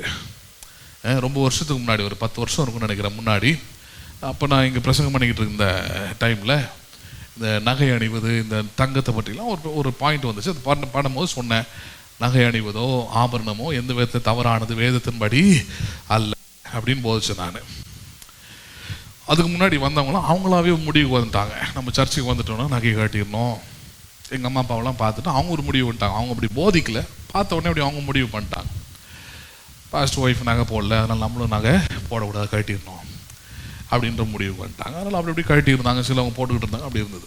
அப்போ நான் வந்து பிரசங்கத்தை ஒரு முறை சொல்கிறேன், இல்லை நிறைய அதுக்கு உதாரணம்லாம் எடுத்து காமிக்கிறேன். ஆதியாக வந்துடுறது எடுத்து காமிக்கிறேன். அந்த தேசத்தில் விளைகிற பொன் நல்லதுன்றார். ஏன் நகை கட்டு சொன்னாலும் அவங்க வணங்கா கழுத்து உள்ளவர்களாக இருந்தாங்க, கீழ்ப்படியாதவர்களாக இருந்தாங்க. நீங்கள் துக்கப்பட வேண்டிய நேரம், துக்க நேரத்தில் நகை என்பது, ஆபரணம் என்பது மகிழ்ச்சிக்கான அடையாளம். மணவாளன் மணவாட்டி வந்து நகைகள் அணிய வேணும்னு வசனம் சொல்லுது. அப்போ நீங்கள் நகைன்றதே அந்த போட்டுக்கிறதுன்றதே கல்யாணத்துக்கு போட்டுவோம், சாவீடுக்கு நம்ம போட்டுக்கிட்டு போக மாட்டோம். அப்போ ஆபரணங்கள் என்பதே மகிழ்ச்சிக்கான ஒரு அடையாளமாக வேதம் சொல்லுது. அந்த ஜனங்களுக்கு பாவம் செஞ்சபடினால அந்த ஆபரணங்களை கழட்டி போடுவோம்னு சொன்னாரே தவிர ஆபரணங்களே தவறு, பாவம் போட்டால் நரகம் தான் வேதம் போதிக்கவே இல்லை அப்படின்லாம் நம்ம எடுத்து போச்சோம். அப்போ இதை கழட்டிட்டு இருந்தாங்களே, நகைலாம் போட மாட்டேன் அப்படின்னு கழட்டி இருந்தாங்களையா, அவங்களுக்கு ஒரு அம்மா இங்கிறது சொல்லுது, நீ ஏன் நகையெல்லாம் கழட்டிட்ட? யாரு கேட்டு கழட்டின? நீ திடீர்னு பார்த்தா நீ எங்கே நகைலாம் கழட்டியிருக்க? பெரிய பாஸ்டுக்கு பயப்படுறியா நீ? அதான் இப்போ ஒரு பையன் வந்து பிரசங்கம் பண்ணுறாருல, என் பிரசங்கத்தை மொத்தமாக கேட்டு அது மாதிரி மாதிரி இவங்களுக்கு வேண்டியதை மட்டும் எடுத்துக்கிறாங்க பாருங்க. இந்த அம்மா சொல்லுது, இது போல் அவர் சொல்கிறார்ல நகை நல்லது தான் போடலான்னு சொல்கிறார்ல, நீ என்ன பண்ணாத போட்டுக்கிட்டு வா இந்த வார்த்தை இருந்து. அந்த அம்மா ஏதோ விதத்தில் வேணான்னு முடிவு பண்ணிருச்சு, விட்டுறணும். போட்டு விசுவாசத்தை போயிட்டு நீங்கள் போயிட்டு உட்காந்து கலரி விட்டுருக்கூடாது. அவங்க தனிப்பட்ட முடிவு, அது அவங்க எடுத்துருக்குறாங்க ஏதோ ஒரு காரியத்தில். அப்போ அதை போய் நம்ம கூட தேவையில்லாமல் கெடுத்துட்டு உட்காந்துருக்கூடாது. அந்த அம்மாவுடைய விசுவாசம், அந்த அம்மாவுடைய நம்பிக்கை, அதை விட்டுறணும். அதை உன் விசுவாசம் போடுறதுன்னா நீ போட்டுக்கோ, எதை பேசுகிறோமோ அதை பேசு. ஏன் ஆராதனைக்கு வரல, இந்த வாரம் இந்த பிரசங்கம் பண்ணியிருந்தார், ஏன் வந்து கேட்கல, ஏன் வராமல் இருக்கிற, அதெல்லாம் உரிமையாக அதெல்லாம் கேட்குறதே இல்லை, அதெல்லாம் பேசுகிறதே இல்லை. எதை பேசுறது? இது மாதிரி தேவையில்லாத பாயிண்டெல்லாம் எடுத்து வச்சு பேசி அவங்கள இடற பண்ணி இப்போ அவங்க திடீர்னு போட ஆரம்பிக்கிறாங்க. போட்ட உடனே எங்கள் அப்பா கேட்குறாரு, ஏன் போடாமல் இருந்து இப்போ போடுற என்னாச்சு உனக்கு? ஏன்னா சில நேரத்தில் பின்மாற்றம் அடைவதற்கு அதை பயன்படுத்துவான். பின்மாற்றம் அடைகிறாங்க இல்லையா? இப்போ இந்த சபையில் இந்த மோகன் அம்மாவுடைய பொண்ணு ஒருத்தர் இருந்தா, ஜாயின்னு. அவள் ஒரிஜினல் பேர் கிரிஜான்னு நினைக்கிறேன். ஸோ இனிமேல் அவளை அப்படி தான் சொல்லணும். அந்த கிரிஜா வந்து பார்த்தீங்கன்னா அவள் இப்போ பின்மாறி ஹிந்துவாக மாறிட்டான். இப்போ ஹிந்துவாக மாறினதுக்கான அடையாளமாக நேற்றில் நல்லா ஒரு 3 இது என்ன பண்ணியிருக்கிறா, தினமும் பார்க்குறேன். என் ஒய்ஃபை விட்டு வரும்போதெல்லாம் பார்க்குறேன் நான். ஏன்னா அடையாளப்படுத்துகிறான், நான் வந்து இனிமேல் கிறிஸ்டின் கிடையாது, நான் வந்து அது கிடையாது. அவர் முன்னே அப்போ ஒரு டிபி ஒன்று வச்சுருந்தா, பார்த்தேன் நான் வாட்ஸ்அப்பில். அவன் நிற்கிறான், அதுக்கு பின்னாடி வந்து அந்த இந்து தெய்வங்களுடைய ஃபோட்டோஸ் எல்லாம் வச்சு ஒரு டிபி அதை பாயிண்ட் பண்ணி எடுத்து போடுறான். நான் இனிமேல் இந்த கடவுளை வணங்க ஆரம்பிச்சிட்டேன், நீங்களும் என்ன கிடையாது பாஸ்டோ, யாரும் என்ன பண்ணாதீங்க என்கிட்ட வந்து, ஆமாம் ஆண்டவரோட பிள்ளை அது இதெல்லாம் வந்துடாதீங்க அப்படின்னே தைரியமாகவே போடுறான். அப்போ சில நேரத்தில் பாருங்கள், அதை போடுறது இதெல்லாம் எதை காமிச்சிருது, நான் பின்மாற்றம் அடைஞ்சிருக்கிறேன்றது காமிச்சிருது. அதுக்காக தான் கேட்குறான். போடுறது தப்போ அதெல்லாம் கிடையாது. அப்போ விசுவாசிகள் தேவையான பண்ணணுவாங்க, விசுவாசத்துக்குரியதை பேசணும், நம்பிக்கைக்குரியதை பேசணும், ஆவிக்குரிய விதத்தில் வளர்ச்சி அடைவதை பேசணும். பைபிள் ஸ்டடி ஏன் வரல, நாங்கள் 4 பேர் தான் உட்காந்துருந்தோம், எங்கே போனேன், ஏன் இப்படி பண்ணுறீங்க, நேரம் தாண்டவர் கொடுக்க மாட்டிங்களா, கடினமானதாக தான் இருக்கும். ஜீவனுக்கு போகிற வாசல் வழி இடுக்கமானது தான், வந்து தான் ஆகணும். சொகுசான வாழ்க்கையை தேடாத. அப்படி சொகுசுன்னு இதில் கடவுளுடைய காரியத்தில் தேட ஆரம்பிச்சுன்னா அது உன் விசுவாசத்தை குறைச்சி, உன் ரட்சிப்பை குறைச்சி, பின்மாற்றம் அடைந்து நரகத்துக்கு தான் போவ. உன்னால தேவனுடைய திட்டம் நாசமா போகுது. உன்னால தேவனுடைய திட்டம் செய்ய முடியாம போயிடுது. உனக்கு பதில் வேற ஒருவனை உருவாக்குற மாதிரி போகுது. தேவன் அதை உருவாக்க தான் செய்வார் பாருங்க. யூதாஸ் செத்து போனா அதோட முடிஞ்சு போல. யூதாஸுக்கு பதில் வேறு ஒரு சீசன் என்ன பண்றாரு தேவன் அங்க எழுப்புறது அப்போஸ்தலர் 1 அதிகாரத்தில் நம்ம பார்க்குறோம். 12 சீசன்களும் மறுபடியும் வராங்க, மறுபடியும் தேவனுடைய திட்டத்தை, இயேசுவோட சித்தத்தை செய்யறாங்க, திட்டத்தை செய்யறாங்க, ஊழியம் செய்யறாங்க அங்க. அப்ப அதுதான் கவனிக்கணும் பாருங்க. அப்ப அதனாலதான் இந்த இடத்துல சொல்றாரு, ஒரு விசுவாசமா இருக்கிற இந்த சிறியரில் ஒருவனுக்கு இடரல் உண்டாக்குகிறவன் எவனோ அவனுடைய கழுத்தில் எந்திர கல்லை கட்டி சமுத்திரத்தில் ஆழத்தில் தள்ளி போடுவது அவனுக்கு எப்படி இருக்கும்? நலமா இருக்கும். எப்படி இருக்கும் அது? அதனாலதான் ஜாக்கிரதையா இருக்கணும். சபையில நீங்கள் பேசக்கூடிய வார்த்தைகள், நீங்கள் செய்யக்கூடிய செயல்கள் அவங்களோட விசுவாசத்துக்கு எப்படி இருக்கக்கூடாது? இடரலா இருக்கக்கூடாது. நான் பேசுகிற இந்த வார்த்தையின் மூலமாக அவங்க சபையை ஒரு வேளை வெறுத்துடலாம், ஊழியத்தை ஒரு வேளை வெறுத்துடலாம், ஊழியக்காரனுக்கு எதிராக போயிடலாம். தெரிஞ்சே சிலவங்களாம் பேசுவாங்க. பண்ணக்கூடாது. அதெல்லாம் அப்படி பண்ணிங்கன்னா அதுக்குரிய நீதி அல்லது நியாய தீர்ப்புன்னு ஒன்று கடவுள் நம்பி இருக்கிறாங்க, வச்சிருக்கிறார். சரி, சொல்லிட்டு இப்போ பேசுகிறார் பாருங்க. 43 மார்க் 9:43. உன் கை உனக்கு உன் இடரல் உண்டாக்கினால், எது இடரல் உண்டாக்கினால்? உன் கைன்றார். கைன்றது ஒரு உறுப்பு இல்லையா? சொல்றார், உன் கை உனக்கு இடரல் உண்டாக்கினால் அதை தரித்து போடு. நீ 2 கை உடையவனாய் அவியாத அக்கினி உள்ள நரகத்திலே போவதை பார்க்கிலும் ஊனனாய் ஜீவனுக்குள் பிரவேசிப்பது உனக்கு எப்படி இருக்கும்? நலமா. எது பெஸ்ட்ன்னு பேசுறாரு. 2 கையோடையும் வரலாம் பரலோகத்துக்கு. ஆனா உன் கை உனக்கு இடலா இருக்குதுன்னா, எது உனக்கு இடலா இருக்குதுன்னா அந்த கையால தான் நீ பாவம் செய்யற, அந்த கையால தான் எல்லா தீமையும் செய்யற. அந்த கை தீமைக்கும் துன்மார்க்கத்துக்கும் விரைந்து ஓடுகிறது என்றால் அந்த கையை தரித்து போட்டு நீ எங்க வர்றதுக்கு நல்லதா இருக்கும்? பரலோகத்துக்கு வர்றது நல்லதா இருக்கும். ஏன் பேசுறதுன்னு பின்னாடி பார்ப்போம். முதல்ல அதை படிக்கலாம் பாருங்க. 44. அங்கே அவர்கள் புழு சாவாமலும் அக்கினி அவியாமலும் இருக்கும்.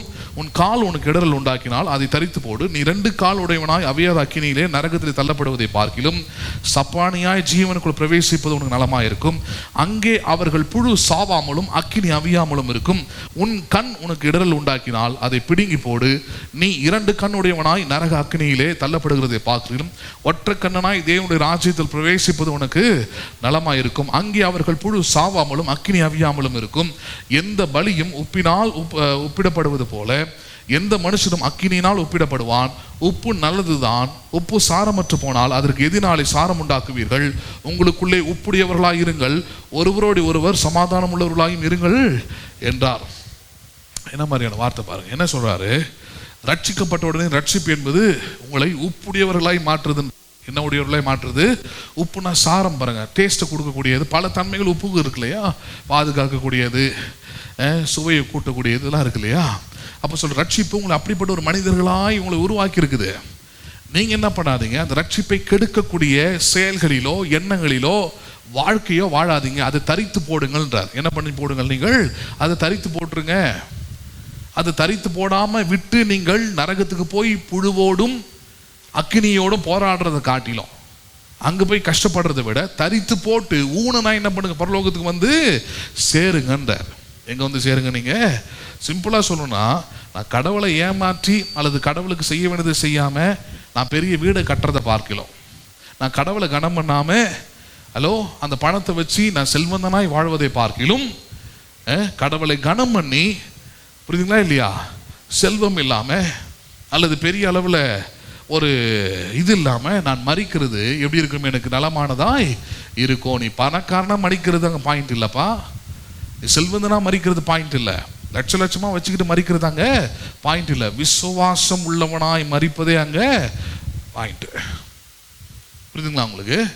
விசுவாசம் உள்ளவனாய் மறிப்பது தான் உங்களுடைய வாழ்க்கையை வந்து அர்த்தம் உள்ளதாய் மாற்றுகிறதே தவிர, விசுவாசம் இல்லாமல் மறிப்பது, வெறும் பணக்காரனா மறிப்பது, ஐஸ்வர்யவனாய் மறிப்பது, உலக மக்கள் எடுத்த நீதிமான்ற பேர் வாங்கி மறிப்பதெல்லாம் தேவனுடைய பார்வையில் ஒன்றும் இல்லை. அது உங்களை நரக ஆக்கினியில தானே கொண்டு போயிட்டு தள்ளும்டார். சொல்றார், அங்கே அவர்கள் புழுக்கள் அவியாமலும் சாவாமலும் அக்கினி அவியாமலும் இருக்கும்டார். ஹலோ, லாசரு இந்த பூமியில வாழ்ந்ததை விட கூடிய ஒரு வாழ்க்கை எங்க இருக்குது? உங்களுக்கு நித்தியமானது நரகத்துல இருக்குது. அதுக்கு என்ன பண்ணிடலாம்? நீங்க லாசருவோ போல, லாசருன்னா அந்த மாதிரி வாழ்க்கையை சொல்ல, லாசருவோ போல சில காரியங்களை கிறிஸ்துவுக்காக இழந்தவர்கள் எவரும் தரித்திரர் ஆனதில்லைன்னு இருக்குது. புரியுதுங்களா இல்லையா? அனனியா சபீராவுடைய பிரச்சனை என்ன? அவங்க நினைச்சாங்க லாபம் பணம். இல்லை, லாபம் இல்லை, அது நஷ்டம்.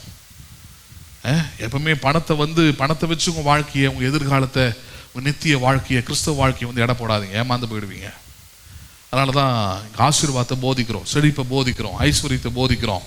அதெல்லாம் தேவன் தான் தராருன்னு சொல்றோம். ஆனால் அவைகளால் தேவனை என்ன பண்ணுங்கள், நீங்கள் கனம் பண்ணுங்கள். அவைகளால் என்ன பண்ணுங்கள் நீங்கள்? ஆமா, நீ சபையை ஆண்டவரை கனம் பண்ணாம 50 சவரன் சேர்க்கறத காட்டிலும், நீ சபைக்குள்ள இருந்துட்டு வெறும் 10 சவரன் வச்சுக்கிட்டு மிச்சம் 40 சவரன் எங்க போட்டாலும் ஆலயத்துக்கு கொடுத்தாலும் அது நியாயமானது. நீ 50 சவரன் வச்சு நரகத்தை போறதுக்கு காட்டிலும் காரிருள்ள போய் சிக்கிறத காட்டிலும், அழிவில் போய் சிக்கி கொள்றதை காட்டிலும், ஹலோ, ஒண்ணுமே இல்லாம நீ எங்க வரலாம்? நீ பரலோகத்துக்கு வருவது உனக்கு நலமானதாய் இருக்கும்ன்றார். ஏன்னா பொருளாசைக்குள்ள போய் சிக்கிட்டினா உன் விசுவாசத்தை அது கலைச்சு போட்டுருது, உன் விசுவாசத்துல இருந்து உன்னை பின்வாங்க வைக்கிறது, தேவனத்துல சேருவதை தடுக்குது. அதான் சொல்றேன், குடிசை வீட்டில் இருக்கும்போது சபை நல்லது, பாஸ்டர் நல்லது, பாஸ்டருடைய பிரசங்கம் எனக்காக தான் போதிச்சார் நல்லதுன்னு பேசுற வாயி, ஹலோ, ஒரு சின்ன நன்மை கிடைச்ச பிறகு, ஒரு சின்ன வீடு கட்ட பிறகு, ஒரு சின்ன நல்ல வேலை கிடைச்ச பிறகு அதே வாய் என்ன பண்ணுது? இப்ப எல்லாம் பேசும். புரியுதுங்களா இல்லையா? அதனாலதான் யாக்கோபு சொல்றார், நாவானது நெருப்பது தான், அது நரக ஆக்கினைக்கு தள்ளக்கூடியதா இருக்குது. எங்க தள்ளக்கூடியதா இருக்கிறது? ஆமா, இன்னைக்கும் பல கிறிஸ்தவர்கள், பல விசுவாசிகள் அப்படிதான் ஆபிரகாமுடைய ஆசீர்வாதத்துக்கு நான் சொந்தக்காரனா இருக்கிறேன்ற அறிவு இல்லை, ஞானம் இல்லை. எப்படியாவது உலகத்துல ஆண்டவர் பேரை சொல்லிட்டு இந்த பரிசேயர்கள் மாதிரி நீதிமான்ற பேர்ல பாத்தியா நான் எப்படி வாழ்ந்தேன், எப்படி இருந்தேன், எப்படி சாதிச்சேன், எப்படி உயர்ந்தேன்னு சொல்லிட்டு, ஆனா ஆண்டவருக்காக விசுவாசமா எதுவுமே செய்யாம பொருளாசைக்காரராய் மரிக்கிறவர்கள். எப்படி மரிக்கிறவர்கள் இவர்கள்? பொருளாசைக்காரராய் மரித்து நித்திய நரகத்திலே இவர்கள் என்ன பண்ணப்படுகிறார்கள்? தள்ளப்படுகிறவர்களாய் இருக்கிறார்கள். என்ன படுகிறவர்களா இருக்கிறாங்க இவங்க? அதனாலதான் இயேசு போதிக்கிறாரு, அப்படி எல்லாத்தையும் வச்சுக்கிட்டு நரகத்தை போறதை விட அதெல்லாம் கொண்டாந்து கொடுத்துட்டு அறகுறையா நீ எங்க வந்து சேரலாம்? நீ முழுமையான பரலோக ராஜ்யத்துக்கு வந்து சேரு. புரியுதுங்களா? அவங்கள என்ன சொல்றாரு? உன்னையே நீ இழந்து கூட பரலோகத்துக்கு நீ வரலாம். வெறும் கிருபையை மட்டுமே வச்சு அடிப்படையா வச்சு வாழு. உன்னுடைய எதிர்காலத்துடைய ஆதாரம் என்னது? தேவனுடைய கிருபை. உன்னுடைய எதிர்காலத்துடைய செழிப்போட ஆதாரம் என்ன? தேவன் மேல் நீ வைத்திருக்கிற விசுவாசம். பிள்ளைங்களுக்கு நீ வைத்திருக்கிற சொத்து என்ன? நம்பிக்கை என்ன? தேவன் மேல வைத்திருக்கிற விசுவாசம் தான், தேவனுடைய கிருபை தான். அதுக்காக உங்களையே இழந்து கூட என்ன பண்ணலாம்? நீங்க தேவனுக்கு என்று நீங்கள் என்ன பண்ணலாங்க? செயல்படலாம். அதனாலதான் பொருளாசைக்காரராய் மரிப்பதை காட்டிலும், ஐஸ்வர்யமான்ற பேர்ல மரிப்பதை காட்டிலும் விசுவாசித்தவர்களாய் மரிப்பது மேலானதாய் இருக்கிறது. எப்படிப்பட்டதா இருக்கிறது? அது மேலதானது. நம்புறீங்களா? நீங்க அதை எழுந்து நிற்போம்.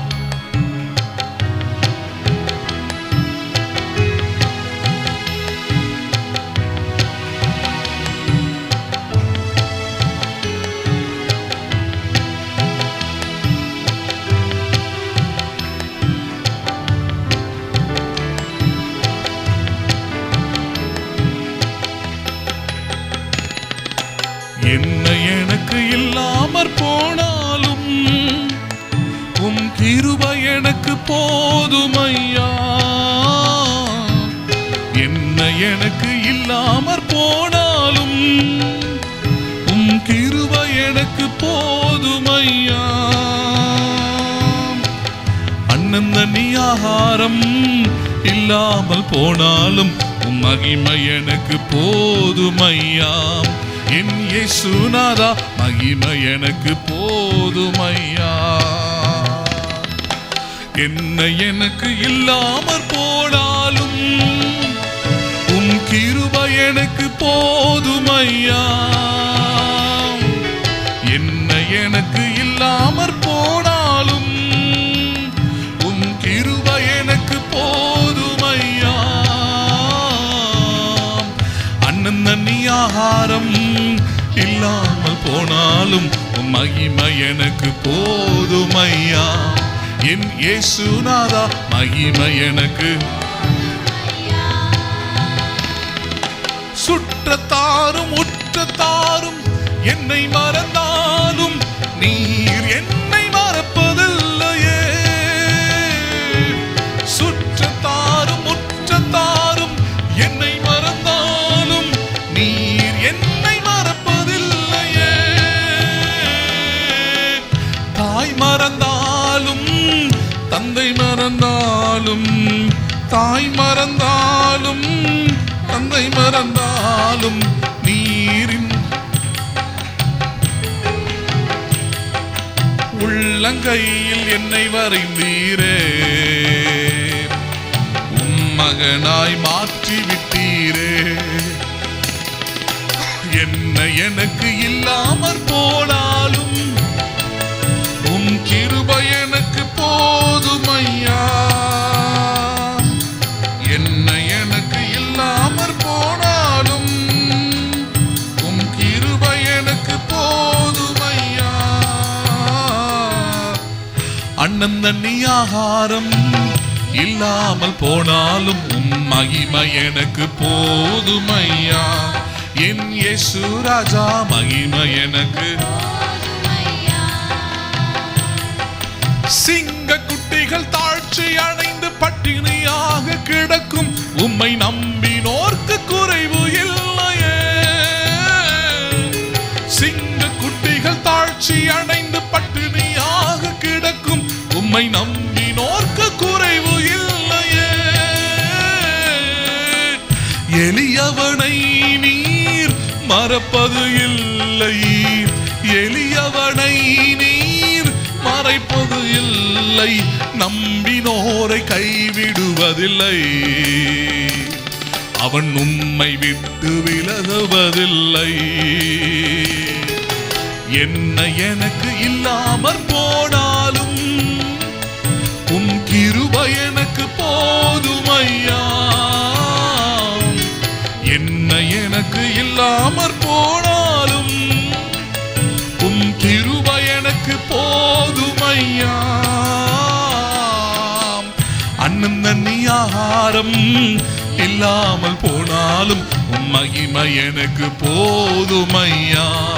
என் இயேசுநாதா மகிமை எனக்கு.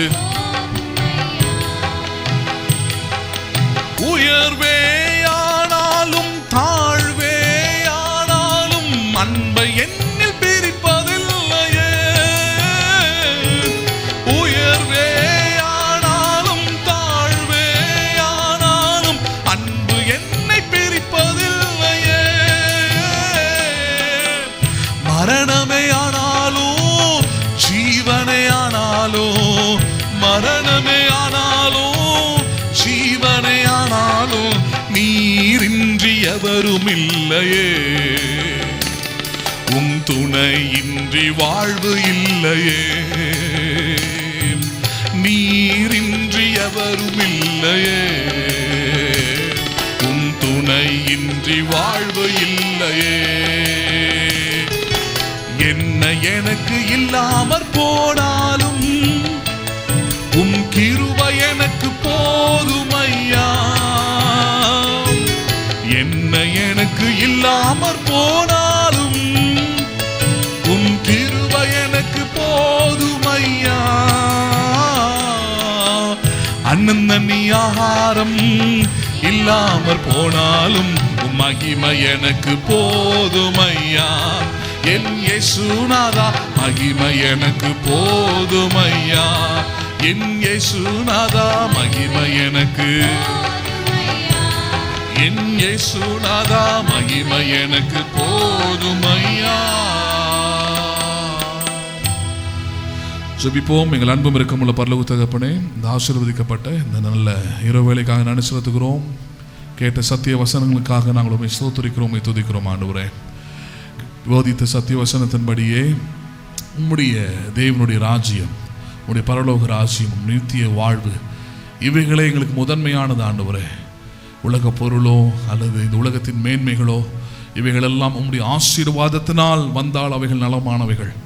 ஆனால் எங்கள் பலத்தினாலும் எங்கள் திறமையினாலும் எங்கள் ஆற்றலினாலும் எங்களுடைய நன்மைக்காகவே வாழக்கூடிய வாழ்க்கை, உம்மை மறந்து வாழக்கூடிய வாழ்க்கை, உம்மை கனப்படுத்தாமல் வாழக்கூடிய இந்த வாழ்க்கை, அந்த மேன்மை எல்லாம் ஒரு நாள் ஒழிந்து போகும். அவைகள் எல்லாம் ஒரு நாள் வேதனையாக மாறும். அவைகள் எல்லாம் ஒரு நாள் மாற்ற முடியாத அழிவுக்கு நேராய் கொண்டு போகும். ஆனால் உம்முடைய சத்திய வார்த்தை, உம்முடைய ஜீவன் நிறைந்த வார்த்தைகள், அது எங்களை ஜீவனுக்கு நேராக, பரலோகத்துக்கு நேராக, ஆபிரகாமின் மடிக்கு நேராக, பரலோக ராஜ்யத்துக்கு நேராக எங்களை வழிநடத்துகிறபடியால் நன்றி செலுத்துகிறோம். இம்மையை இழந்தாவது பரலோக ராஜ்யத்தை சொந்தமாக்கி கொள்ளும்படியான அறிவை, ஞானத்தை தருவீராக. ஆனால் நீர் எங்களுக்கு போதிக்கிற சத்தியமே இம்மையும் மறுமையும் நாங்கள் உம்மை கொண்டு நாங்கள் பிரோஜனம் உள்ளதாய், ஆதாயம் உள்ளதாய், தேவரின் நன்மையானதாய் மாற்றிக்கொள்ளும்படியான ஆபிரகாமின் ஆசீர்வாதத்தை முழுமையாய் அறிந்து புரிந்து விசுவாசித்து வாழ, ஆபிரகாமை போல விசுவாசத்தில் நிற்க, ஆபிரகாமை போல எல்லாவற்றிலும் உம்மை கனப்படுத்த, ஆபிரகாமை போல எல்லாவற்றிலும் உமக்கு தசமபாகம் தர, ஆபிரகாமை போல எல்லாவற்றிலும் கரத்தை உமக்கு நேராக ஏறெடுக்கும்படியான கிருபைகளை கர்த்தர் தருவீராக. இம்மையிலும் மறுமையிலும் மாற்ற முடியாத ஆச்சரியமான ஆசீர்வாதங்களாலும் நன்மைகளினாலும் பிள்ளைகளை நிறைப்பீராக. அப்படிப்பட்ட அறிவு ஞானம் உண்டாகட்டும். உலகத்தை வெறுக்கும்படியான ஞானம் உண்டாகட்டும். உலகத்தின் வழிகளை வெறுக்கும்படியான ஞானம் உண்டாகட்டும். தெய்வீக சித்தத்தை, தெய்வீக வழிகளை நடக்கும்படியான ஞானம் உண்டாகட்டும். எங்கள் ஆண்டவரும் அருமை இரட்சகருமாய் இருக்கிற இயேசுவின் வல்லமையுள்ள நாமத்தில் ஜெபிக்கிறோம் ஜீவனுள்ள நல்ல பிதாவே, ஆமென். என் ஆத்துமாவை கர்த்தரை ஸ்தோத்திரி, என் முழுமே பரிசுத்த நாமத்தை ஸ்தோத்திரி. என் ஆத்துமாவை கர்த்தரை ஸ்தோத்திரி. கர்த்தர் செய்த சகல உபகாரங்களை மறவாதே. ஆமென். ஆசீர்வாதம் நம்முடைய கர்த்தராகிய இயேசு கிறிஸ்துவின் கிருபையும் பிதாவாகிய தேவனுடைய அன்பும் பரிசுத்த ஆவியருடைய ஐக்கியமும் இன்றைக்கும் என்றைக்கும் சதா காலமும் நம் அனைவரோடும் கூட இருப்பதாக. ஆமென், ஆமென். God bless you. மீண்டும் உங்களை நான் அடுத்த ஆராதனையில் சந்திக்கிறேன். கர்த்தர் உங்களை ஆசீர்வதிப்பாராக.